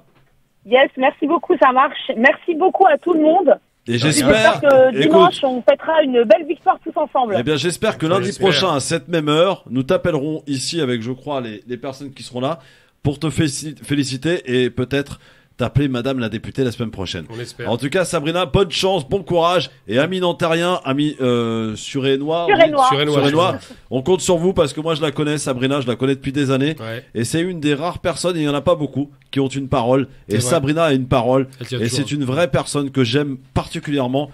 Je t'apporte vraiment tout mon soutien, ma Sabrina. Tu fais le marché, beaucoup. Sabrina, dimanche? Dimanche, non, c'est fermé, je dans les bureaux de vote. Oui, c'est avec Gamal. Dommage. Ça y est, il est perdu, Gamal. Il va les faire cette semaine. Une semaine après. En tout cas, bonne chance, ma Sabrina. Bonne chance. Merci beaucoup, merci. Allez, à bientôt. Elle est rayonnante, Sabrina, et elle a raison parce qu'elle y croit. Et elle a des raisons d'y croire. Hein. Vraiment, elle est dans ce qu'on peut appeler ballottage favorable. Non, mais c'était très très dur. Ils lui ont pas fait un cadeau parce que Suresnes c'est très à droite. Nanterre ça se boboise. Donc c'était compliqué pour elle. Elle a réussi un score extraordinaire. Elle fait quand même 44% à Nanterre. Hein, oui, mais Nanterre parce qu'il reste encore une grosse base électorale populaire à Nanterre. Mais Suresnes c'est pas la peine. Il y a eu un très beau message d'ailleurs du maire de Nanterre qui soutient et appelle à voter évidemment pour Sabrina. Il l'avait fait déjà dès le premier tour. Ça fait plaisir. Le maire de Nanterre. Allez, dans un instant, on va écouter quelques réactions politiques. Elisabeth Borne, Jean-Luc Mélenchon, Marine Le Pen. On n'en a pas beaucoup parlé, mais le Front National, on peut parler d'un score historique parce que le Front National, quand même malgré tout, et avec comment dirais-je, la concurrence entre guillemets qui ne pèse plus rien, Reconquête, le Front National s'en sort plutôt pas mal, hein, parce que par exemple Marine Le Pen dans sa circo, elle arrive avec 55%. Elle fait un gros score dès le premier tour, donc ça passera pour elle normalement. Et puis il y aura la possibilité peut-être pour ce parti d'extrême droite d'obtenir un groupe à l'Assemblée nationale. C'est quand même pas rien, tout de suite. En direct avec vous sur France Maghreb 2, le LGF, votre émission de référence, avec aujourd'hui Sabrina Nouri qui est avec nous, avec Gamal Abina et Smaïn Tefour. Je vous redonne quelques chiffres quand même très intéressants pour que chacun puisse comprendre si vous sortez du travail. Je vous rappelle que le taux d'abstention est quand même celui qui l'emporte et qui est le premier parti de France avec 52,3% contre 51,3% en 2017.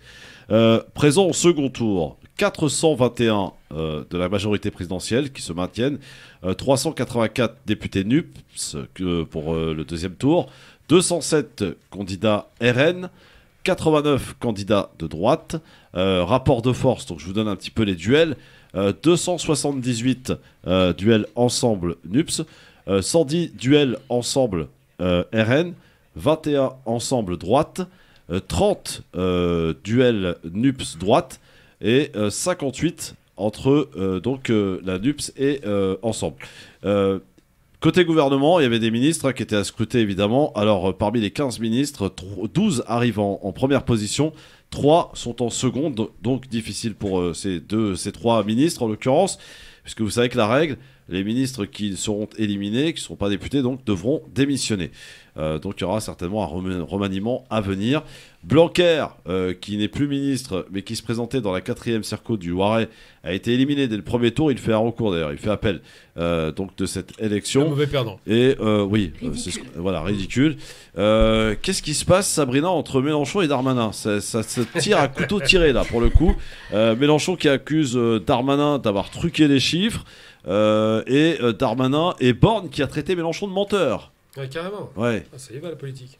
Oui, bon, là c'est à chaud par rapport aux résultats d'hier soir. Effectivement, Darmanin a fait une espèce d'opération de tambouille pour éviter que Ensemble soit derrière la NUP, mais on sait très bien que la NUP est devant Ensemble de quoi qu'il arrive par rapport aux résultats. Donc bon, c'était une petite opération pour éviter un peu parce que c'est franchement, comme dit Sabrina tout à l'heure, Macron il s'est pris une claque hier et c'était pour éviter un peu la honte du résultat, mais quoi qu'il en soit, inutile.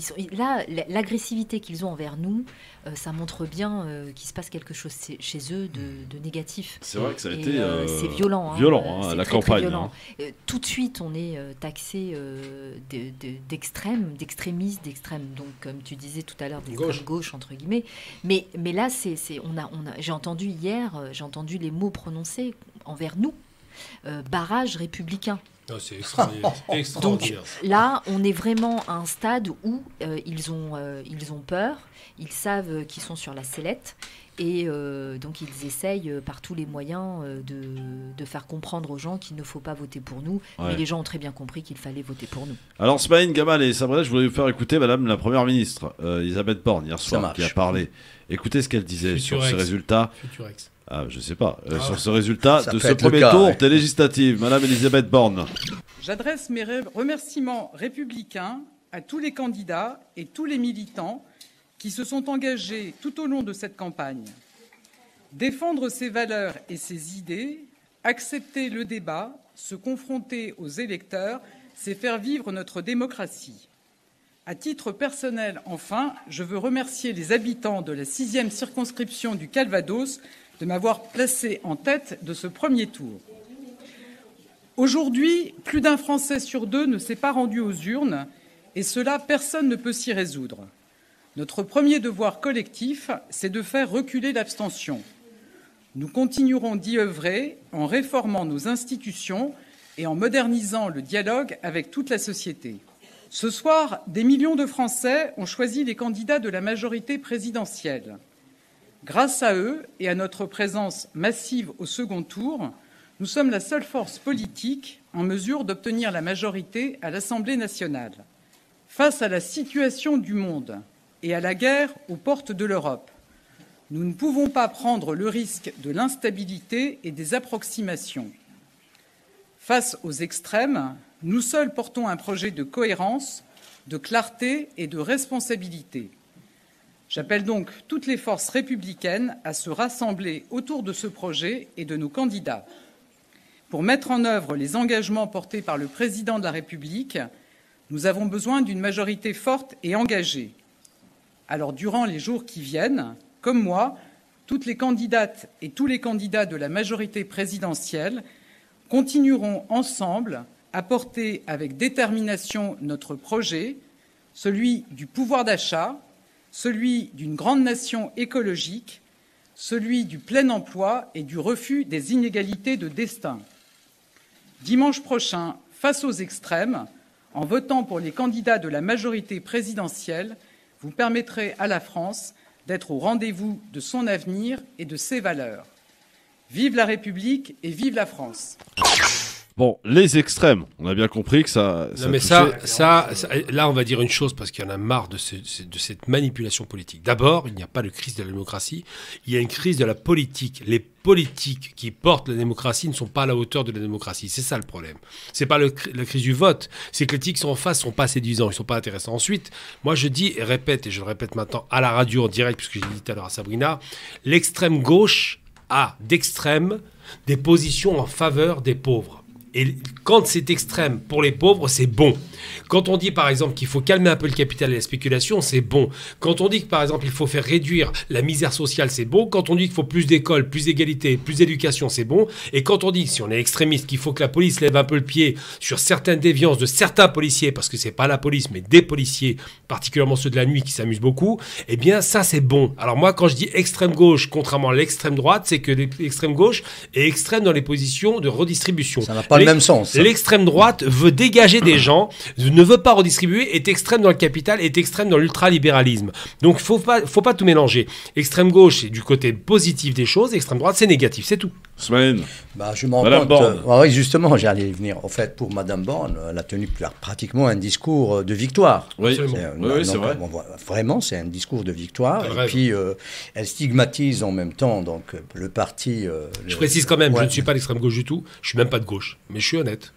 Moi, je suis de gauche, mais pas extrême, hein, donc je reste modéré. Pour revenir à Borne, voilà, pour revenir à Il a foutu mon discours en l'air, le Non, c'était pas mon intention, mon cher Gamal. Donc, pour revenir à Borne, tous les moyens sont bons pour discréditer son adversaire. La NUPES, elle a vraiment donc, des chances d'accéder vraiment donc, à la majorité. À défaut, on va assister quand même peut-être à une coalition gouvernementale. sociale qui va être opérée de part et d'autre. Macron donc, va jouer sur cet aspect-là s'il va être en position de fragilité, ce qui sera forcément le cas. Où il va peut-être faire l'alliance avec la gauche. Ah oui, tout à fait, oui, pourquoi pas, oui, c'est une éventualité. Deuxième cas de figure, il peut y avoir une cohabitation, ceci dit. Donc, oui, tout à fait. Oui. Il peut y avoir cette forme de cohabitation. Et au pire des cas, on va dire que la NUPES, quand même, a fait un score assez acceptable. Plus qu'acceptable, c'est un record. Oui, tout à fait. C'est un retour en force, on va dire. Sabrina, les coups bas risquent d'être terribles cette semaine. Oui. De toute façon, on a l'habitude. C'est pas le sujet. Nous, on va faire campagne. Ça fait des mois qu'on est en campagne, pas eux. Donc, nous, on parle aux gens, on fait du porte-à-porte, on distribue des milliers de tracts. Bref. Et surtout, il y a du fond dans les tracts, c'est pas juste de la forme. Maintenant, ce qui est sûr, c'est que par rapport à ce discours hier, c'est pas crédible en fait. Il n'y a rien de crédible là-dedans. Quand elle parle d'écologie, ils ont été... C'est une blague, ça. C'est des slogans, hein. C'est une blague. L'écologie, c'est on se rend compte avec ces gens, c'est des slogans. Elle parle d'écologie. Ils ont viré le mec ils ont viré le mec qui faisait de l'écologie, rappelez-vous. Ils l'ont foutu dehors comme un malpropre. Non, mais même, ils ont été condamnés 2 fois. Quand il a fait son espèce d'assemblée citoyenne, il a balayé toutes les propositions. Enfin bref, c'est pas crédible quand elle dit pouvoir d'achat. De quoi elle parle? C'est une blague. Mais de quoi elle parle? Ah oui, le pouvoir d'achat des riches. Ouais. Alors, Sabrina, il y a aussi un problème, il faut qu'on le dise, aussi dans ce rassemblement qui est NUPS, donc socialiste, communiste, Europe Écologie Les Verts et France Insoumise, c'est que peut-être beaucoup aussi des quartiers populaires ne se sont pas déplacés parce qu'on leur a mis dans leur circonscription des gens qui ne leur ressemblent pas. Non, mais c'est et en l'occurrence des parachutés. Et ça, c'est un problème que la NUPES, là, pour le coup, elle a peut-être perdu des voix. Écoute, voilà, c'est ce que je disais tout à l'heure. C'est ce que je disais. Non, mais c'est ce que je disais tout à l'heure. Tu as l'exemple même avec Sabrina. Mais ils ne se sont pas déplacés non plus. Donc maintenant, moi je veux bien tout, je veux bien entendre tout, effectivement. Il y a des quartiers populaires qui ne sont pas représentés, avec des candidats qui ne leur ressemblent pas, etc. Mais à un moment donné, alors déjà, il faut s'engager aussi, il faut essayer de s'intéresser à la politique qui régit nos vies. Et puis, quand on a des candidats issus de l'immigration, enfin des gens qui, a priori, nous ressemblent, mais ils ne se déplacent pas voter. Alors, que fait-on? C'est pas tout à fait vrai, parce que je prends l'exemple des municipales. En municipal, par exemple, on a quand même 2 candidats que nous connaissons, dont un qu'on a reçu récemment à la radio, Taïbi, qui a été réélu. Ouais, bon. Non, mais ça ne change rien, il a été réélu. Il est coco, il est communiste, mais il n'a pas été élu parce qu'il est communiste. Quitter, le parti, je vous le dis. Oui, c'est normal. Mais il a été réélu. Ensuite, on a Dieunor Excellent qui a fait un travail pendant des années. Combien de personnes issues de l'immigration n'ont pas été élues? Taïbi, c'est presque une exception. Non, Dieunor Excellent. Non, Dieunor Excellent. Non, dans les élections faisables. Moi, j'ai été tête de liste. Les quartiers populaires ne sont pas. Non, dans les élections faisables, ce qu'ils ont fait comme travail, c'est qu'ils ont fait un travail de terrain, de proximité, qui est possible en municipal. C'est difficile en législatif parce que législatif, c'est des villes, on ne peut finir. Oui. Donc c'est pour ça que c'est intéressant. Moi, je pense que si on doit les sensibiliser, il faut faire. Et c'est là où je reviens. Moi, j'ai connu les banlieues rouges, où les communistes, on en dit du bien, du mal, à ce moment-là, ils étaient formidables, on a été pris en main réellement. La jeunesse était intéressée partout, ils les prenaient en main pour les voyages, les vacances, les jeux, la culture, l'école, tout était mis en place parce qu'il y avait une vraie présence citoyenne des communistes, et si vous deviez avoir vraiment un modèle à reprendre, parce qu'il n'y a pas eu que du mauvais dans le communisme, c'est ça, le modèle banlieue rouge qui prenait en charge la population, et je pense que vous... qui a fait du clientélisme à Non, ça c'est après. Au début, en 70, ils étaient extraordinaires, vraiment. Ils cherchaient même pas le vote. Les banlieues rouges, ils ne voulaient pas le vote immigré, on n'avait pas le droit de vote. Donc c'est même pas du clientélisme là pour le coup. Ils faisaient le boulot, c'est ça que vous devez récupérer. Ouais. Alors je voudrais qu'on écoute quand même quelqu'un qui m'a assez surpris dans sa posture hier, Jean-Luc Mélenchon, que j'ai trouvé très pâle hier soir. On semblait apparaître quand même une certaine amertume une grosse déception chez Jean-Luc Mélenchon. Si vous prenez par exemple son discours juste après le 2e tour d'élection présidentielle, on a l'impression que c'était une victoire et que le 3e tour était possible. Hier soir, voici ce que Mélenchon disait. La vérité est que le parti présidentiel, au terme du 1er tour, est battu et défait. Pour la première fois de la Ve République, un président nouvellement élu ne parvient pas à réunir une majorité à l'élection législative qui suit. J'appelle notre peuple, au vu de ce résultat, et de l'opportunité extraordinaire qu'elle présente pour nos vies personnelles et pour le destin de la patrie commune, J'appelle notre peuple à déferler dimanche prochain. Bien sûr, pour rejeter définitivement les projets funestes de la majorité de M. Macron. Alors, bien sûr, il s'agit de rejeter, d'écarter. Mais peut-être plus important est le fait qu'en déferlant, en se mobilisant toutes et toutes, et d'abord dans la jeunesse, à qui le futur appartient, et d'abord dans tous les milieux populaires si durement éprouvés par les 30 années de néolibéralisme qui se sont abattus sur lui. Déferlez avec vos bulletins de vote pour ouvrir tout grand la porte du futur pour lequel se sont mobilisées tant de générations avant la nôtre. Ce futur d'harmonie entre les êtres humains, débarrassés des dominations sociales, culturelles, de genre. Un futur d'harmonie entre les êtres humains et avec la nature. Je crois que c'est sans doute cette page-là que vous avez voulu écrire en votant comme vous l'avez fait, vous autres qui avez placé la nouvelle Union populaire, écologique et sociale en tête. Voilà, j'ai senti quand même un Mélenchon un petit peu... Avec moins de verve. Voilà. Non, moi, il m'a l'air...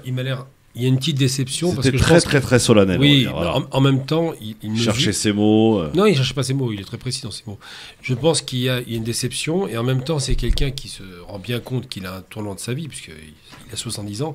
Et je pense quand il dit qu'il faut une déferlante, c'est qu'il a un doute sur la victoire et qu'il ne veut pas que ça lui échappe. Donc je ne crois pas qu'il soit à ce point déçu. Je pense qu'il y a une petite déception, mais je crois surtout qu'il y a une crainte de se dire peut-être que je ne vais pas l'avoir comme je l'espérais.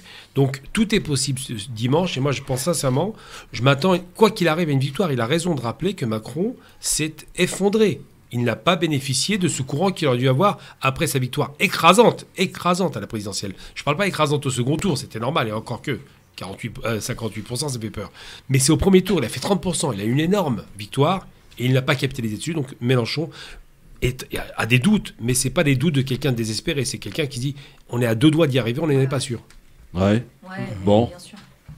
Smaïn, tu partages l'avis de Gamal ? Pas tout à fait. Non, pas tout à fait. J'ai beaucoup plus l'impression d'un chef qui est sur pratiquement le point sur le départ, parce que pour la simple raison qu'il donne des consignes justement à ses suiveurs pour justement aller massivement voter. Et puis on voit bien qu'il y a une déception derrière, il est vrai. Je partage ton idée, ton sentiment, Christophe. On sent un chef déçu. Ouais. Déçu. Et il avait beaucoup misé sur le troisième tour, cette élection. Tout à fait. Depuis, il mise toujours. Non, mais c'est vrai, quand on compare l'allocution au lendemain de l'élection présidentielle, il y avait beaucoup plus de verve. Et hier, par exemple, on sentait beaucoup plus de déception chez cet homme. Et on voyait que, quelque part, il était en train de faire ses adieux. Non, je pense qu'il a des doutes. Moi, je pense que c'est ça. C'est mon ressenti. Oui, peut-être qu'il n'a pas tort, Smaïn. Non, c'est des doutes. Il est en train de préparer la suite. Il a parlé de jeunesse. Il a parlé de jeunesse. Et pour moi, c'est les consignes d'un chef qui est sur le point de partir. Mais il a déjà annoncé qu'il partirait. Pardon ? Non, mais sauf que là, il a carrément, enfin pas directement, mais il a plus ou moins implicitement annoncé. Parce qu'il a parlé de jeunesse. Il a parlé de relais. Il a parlé de relais. C'est pas la première fois qu'il a parlé de relais. Non, mais généralement, on connaît Mélenchon beaucoup plus offensif. Oui, c'est ça. Beaucoup plus offensif. En tout cas, il y en avait une qui était très offensive et très contente hier soir. C'est Marine Le Pen. On l'écoute dans un instant. Le LGF, le grand forum. Alors, nous avons écouté Jean-Luc Mélenchon il y a quelques instants. Une réaction un petit peu différente d'habitude, on va dire. Marine Le Pen, qui, elle, se présentait à Hénin-Beaumont, est arrivée en tête, largement en tête. Du coup, c'est une Marine Le Pen victorieuse qui s'est exprimée hier soir. Écoutez. Je tiens à exprimer ma plus sincère gratitude à tous les électeurs nationaux qui, dès le premier tour, ont fait confiance aux candidats du Rassemblement national. Ces remerciements s'adressent bien sûr d'abord aux électeurs de la 11e circonscription du Pas-de-Calais qui m'ont placé à 55% des voix.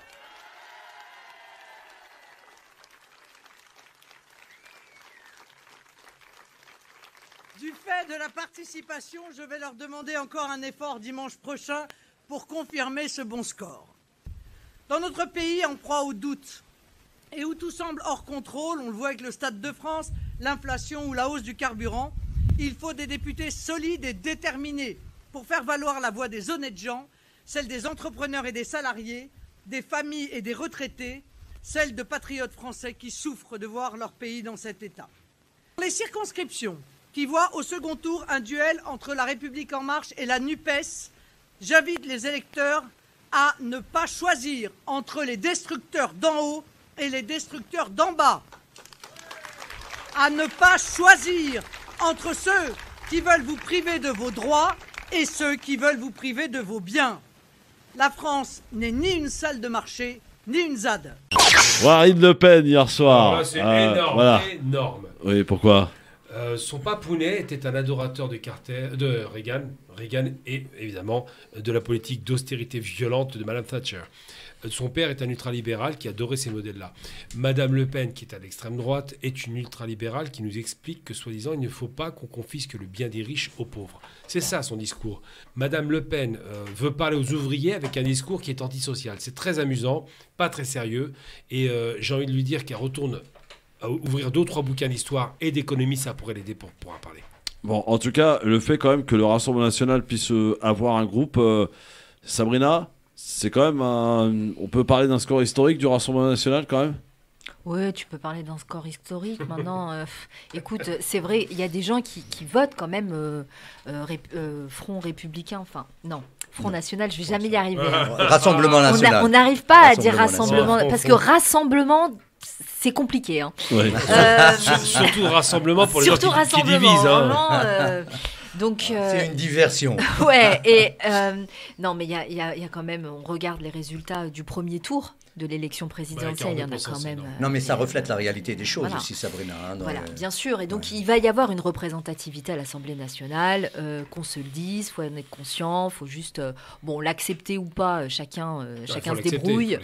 Mais c'est la démocratie. C'est la démocratie. Et pour combattre le Rassemblement national, la meilleure solution, c'est de débattre, c'est d'échanger et de se confronter aux idées, et de poser sur la table ses propositions et de convaincre les gens que ce qu'ils émanent, ce qu'ils proposent, eh bien c'est juste, on va droit dans le mur et c'est pas la France que l'on veut demain, c'est pas la France que l'on veut pour ses enfants. Donc l'idée de ça, c'est respecter la démocratie, accepter qu'il y ait des futurs députés Rassemblement national et aller à l'Assemblée en mode combat pour débattre et faire appliquer les textes de loi, les amendements que nous on souhaite. Tu sais pourquoi je dis au Front National, juste pour la petite blague? C'est parce que c'est difficile de dire des députés rassemblistes, c'est bidon, alors que frontistes, ça marche très bien. Alors, au-delà de cet accord de la NUPES, une fois terminé, l'accord n'aura plus lieu. C'est-à-dire que chacun va reprendre ses travers. Le Parti Socialiste, les communistes, Europe Écologie Les Verts, la France Insoumise vont être chacun dans leur groupe. Là, tu sais, j'ai vu passer un truc sur Twitter. Qu'est-ce que tu as vu passer sur Twitter? C'est un truc, je peux dire, Le Parisien, qui a balancé un article il n'y a pas quelques heures, avec l'image de Paris et qui dit, donc le titre c'est Première force politique à Paris, la NUPES. Est-ce que tu penses vraiment que la NUPES va s'arrêter là comme ça? Non, ça n'arrêtera pas. Non, je crois pas. Non, vraiment, que ce soit Europe Écologie Les Verts, le Parti communiste, le Parti socialiste. Il y a des divergences quand même, Sabrina, faut pas le nier. Bien sûr qu'il y a des divergences. Bon. Bien sûr qu'il y a des divergences. On a passé des heures à discuter programme, on a passé des heures à débattre, et on est tombé quand même sous un accord. Un accord au forceps. C'est pas la question. C'est pas, il y a un leader qui a rassemblé. C'est comme ça.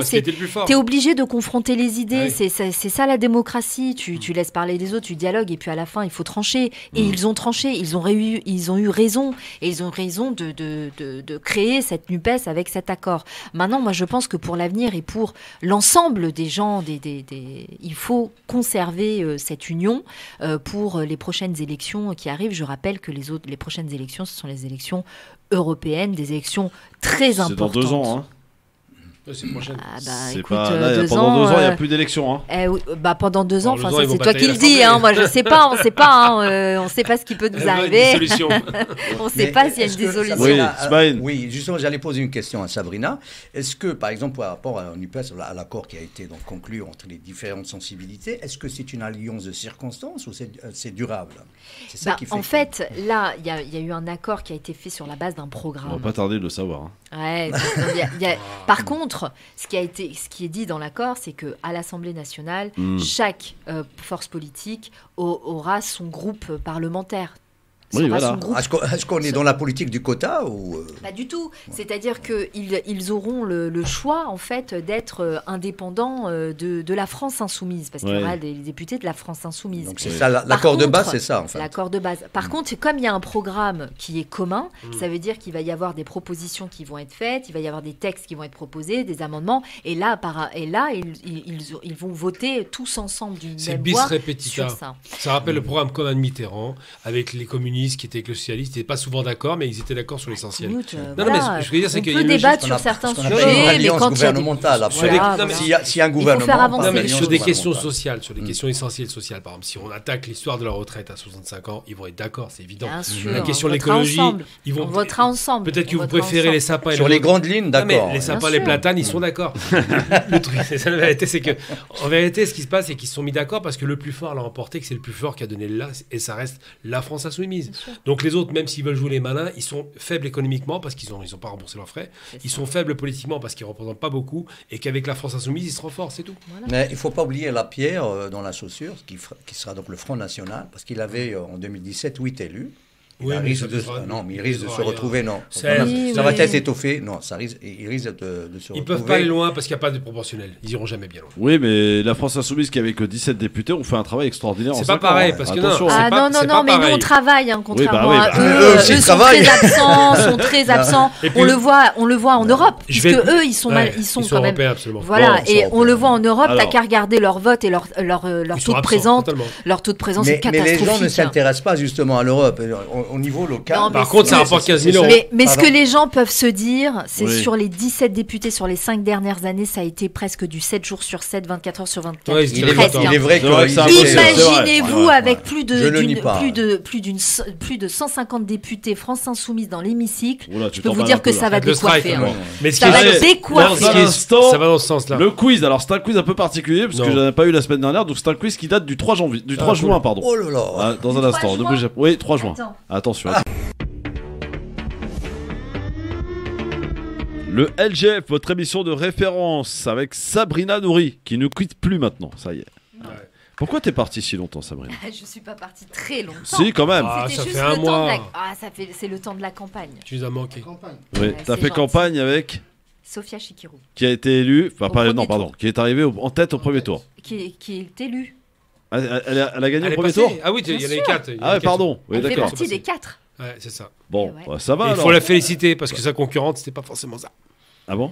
Ouais, une socialiste, c'est énorme. Bon, bah Mélenchon, il a de quoi être content puisque sa compagne est élue au premier tour. Pourquoi tu balances? Mais qu'est-ce que c'est? Attends, c'est pas un secret. C'est pas gentil, ça, Krita. Arrêtez, c'est pas un secret. Ah, mais qu'est-ce que c'est sexiste, mais franchement. Bon, là, tout de suite, ça y est. C'est dégueulasse.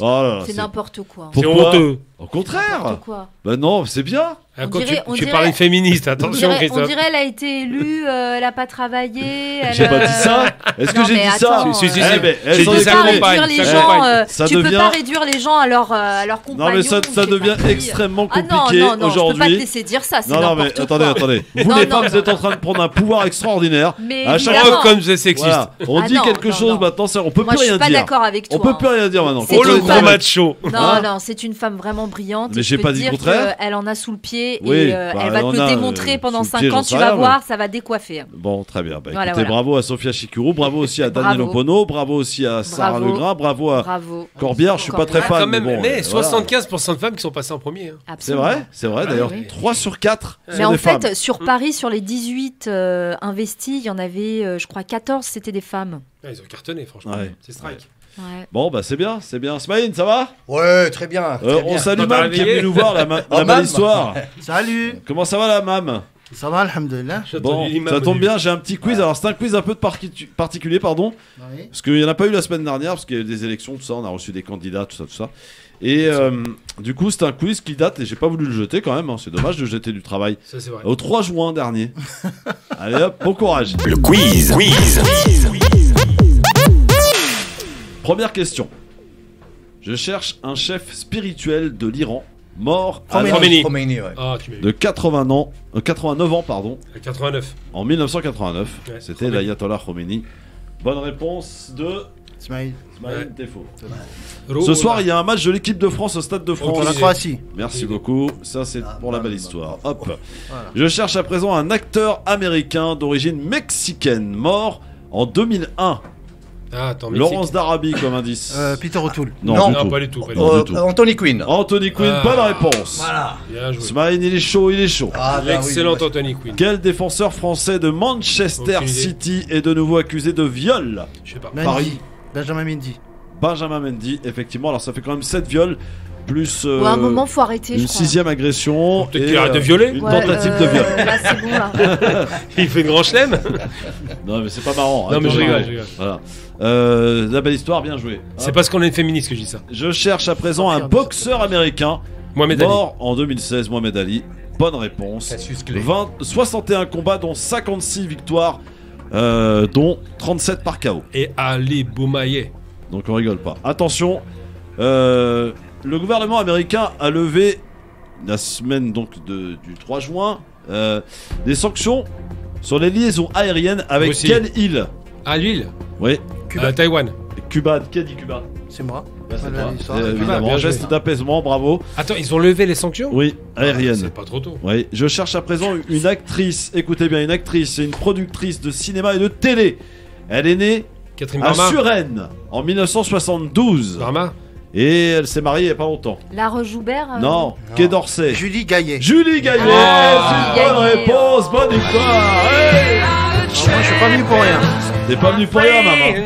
Voilà, tu les as laminés comme il faut. Elle s'est bien. mariée avec François Hollande en toute discrétion il y a Ça va aller mieux. une semaine et demie. J'imagine que le banquet a été particulièrement frugal. Il n'y a pas tellement de fierté se marier qu'en Hollande. Ils sont venus en scooter à la mairie ou... Ah, je ne sais pas, je ne sais pas. je ne Ça, sais c'est pas. méchant, c'est une vanne Non, de gauche. C'est une vanne de boutade. gauche, ça. Oh, c'est une petite Oh, t'as Ouais, pas honte c'est pour une une féministe. boutade. C'était 18h, ça va. C'est ça. On va dire que François Hollande a été a adhéré pour une fois et pour le jour du mariage à la NUPS. Enfin, la nuptiale. Nuptiale. Bien joué, parce que là j'ai eu un moment d'arrêt là. Je me suis dit, qu'est-ce qu'il me fait la belle histoire? Ça m'étonne que François Sabrina Hollande soit a défoncé Mélenchon. Voilà, parce qu'il a quand même méchamment attaqué Ah ouais, Mélenchon, alors. Ah ouais, méchamment. Il a été mauvais, hein. Ouais. En tout cas, il y a deux choses Là, le importantes. seum, là, c'est... Non, il y a dans cette élection, moi, il y a deux choses qui me ravit particulièrement. C'est Zemmour éliminé au premier tour et Emmanuel Valls éliminé. Ah, Plus on y rajoute Blanquer, c'est le strike. Blanquer, C'est Zemmour, le strike. N'oubliez pas Blanquer. Ouais. Nous a quand même emmerdé Et pendant Meyer 5 ans. Habib Et puis qui est en Castaner et ballottage compagnie sont en défavorable. ballottage, mais pas bon. Hein. Oui. C'est tout R, Castaner, Blanquer. Tu remarques quand C'est même, sec, Christophe, c'est que sec. tu as invité quand même la plupart des candidats ont fait des bons scores. Hein. Oui. Bah non, ils sont tous Oui. votés. Il y a Oui. Il y a qui a fait non, des bons scores Ah, Sabrina, c'est tout. Et l'autre là, celui du Val d'Oise là, Ok. celui qui est face à Pupponi là, Qui Ah oui, je me rappelle plus comment il s'appelle. Belongo oui. là, Oui. Bilongo. Oui, et ben il a gagné. Il est en tête. Il est en tête, il me semble. Bon, bah voilà, Ah, tu vois. Ouais, les candidats voilà. invités, ok, mais pas Ouais. tous. Pas tous, non, pas tous. Allez, merci à tous. En tout cas, Sabrina, tu reviens? Oui, Tu bien nous sûr. abandonnes plus? Non, non. Ça y est. Jusqu'à ce que tu sois J'aurais pu députée être, européenne. Député, hein. Et en tu, plus, hein. tu salueras mon ami Adil ce Dommage. soir? Ah, tu Oui, regardes bien ce soir. sûr. Voilà, Fais une merci grosse beaucoup. bise. Bonne Ouais, soirée ouais. à tous. Dans un instant, c'est Medjahed qui va reprendre la relève et demain on sera avec Pierre-Henri et Ali. Salut à tous et à demain. Ciao.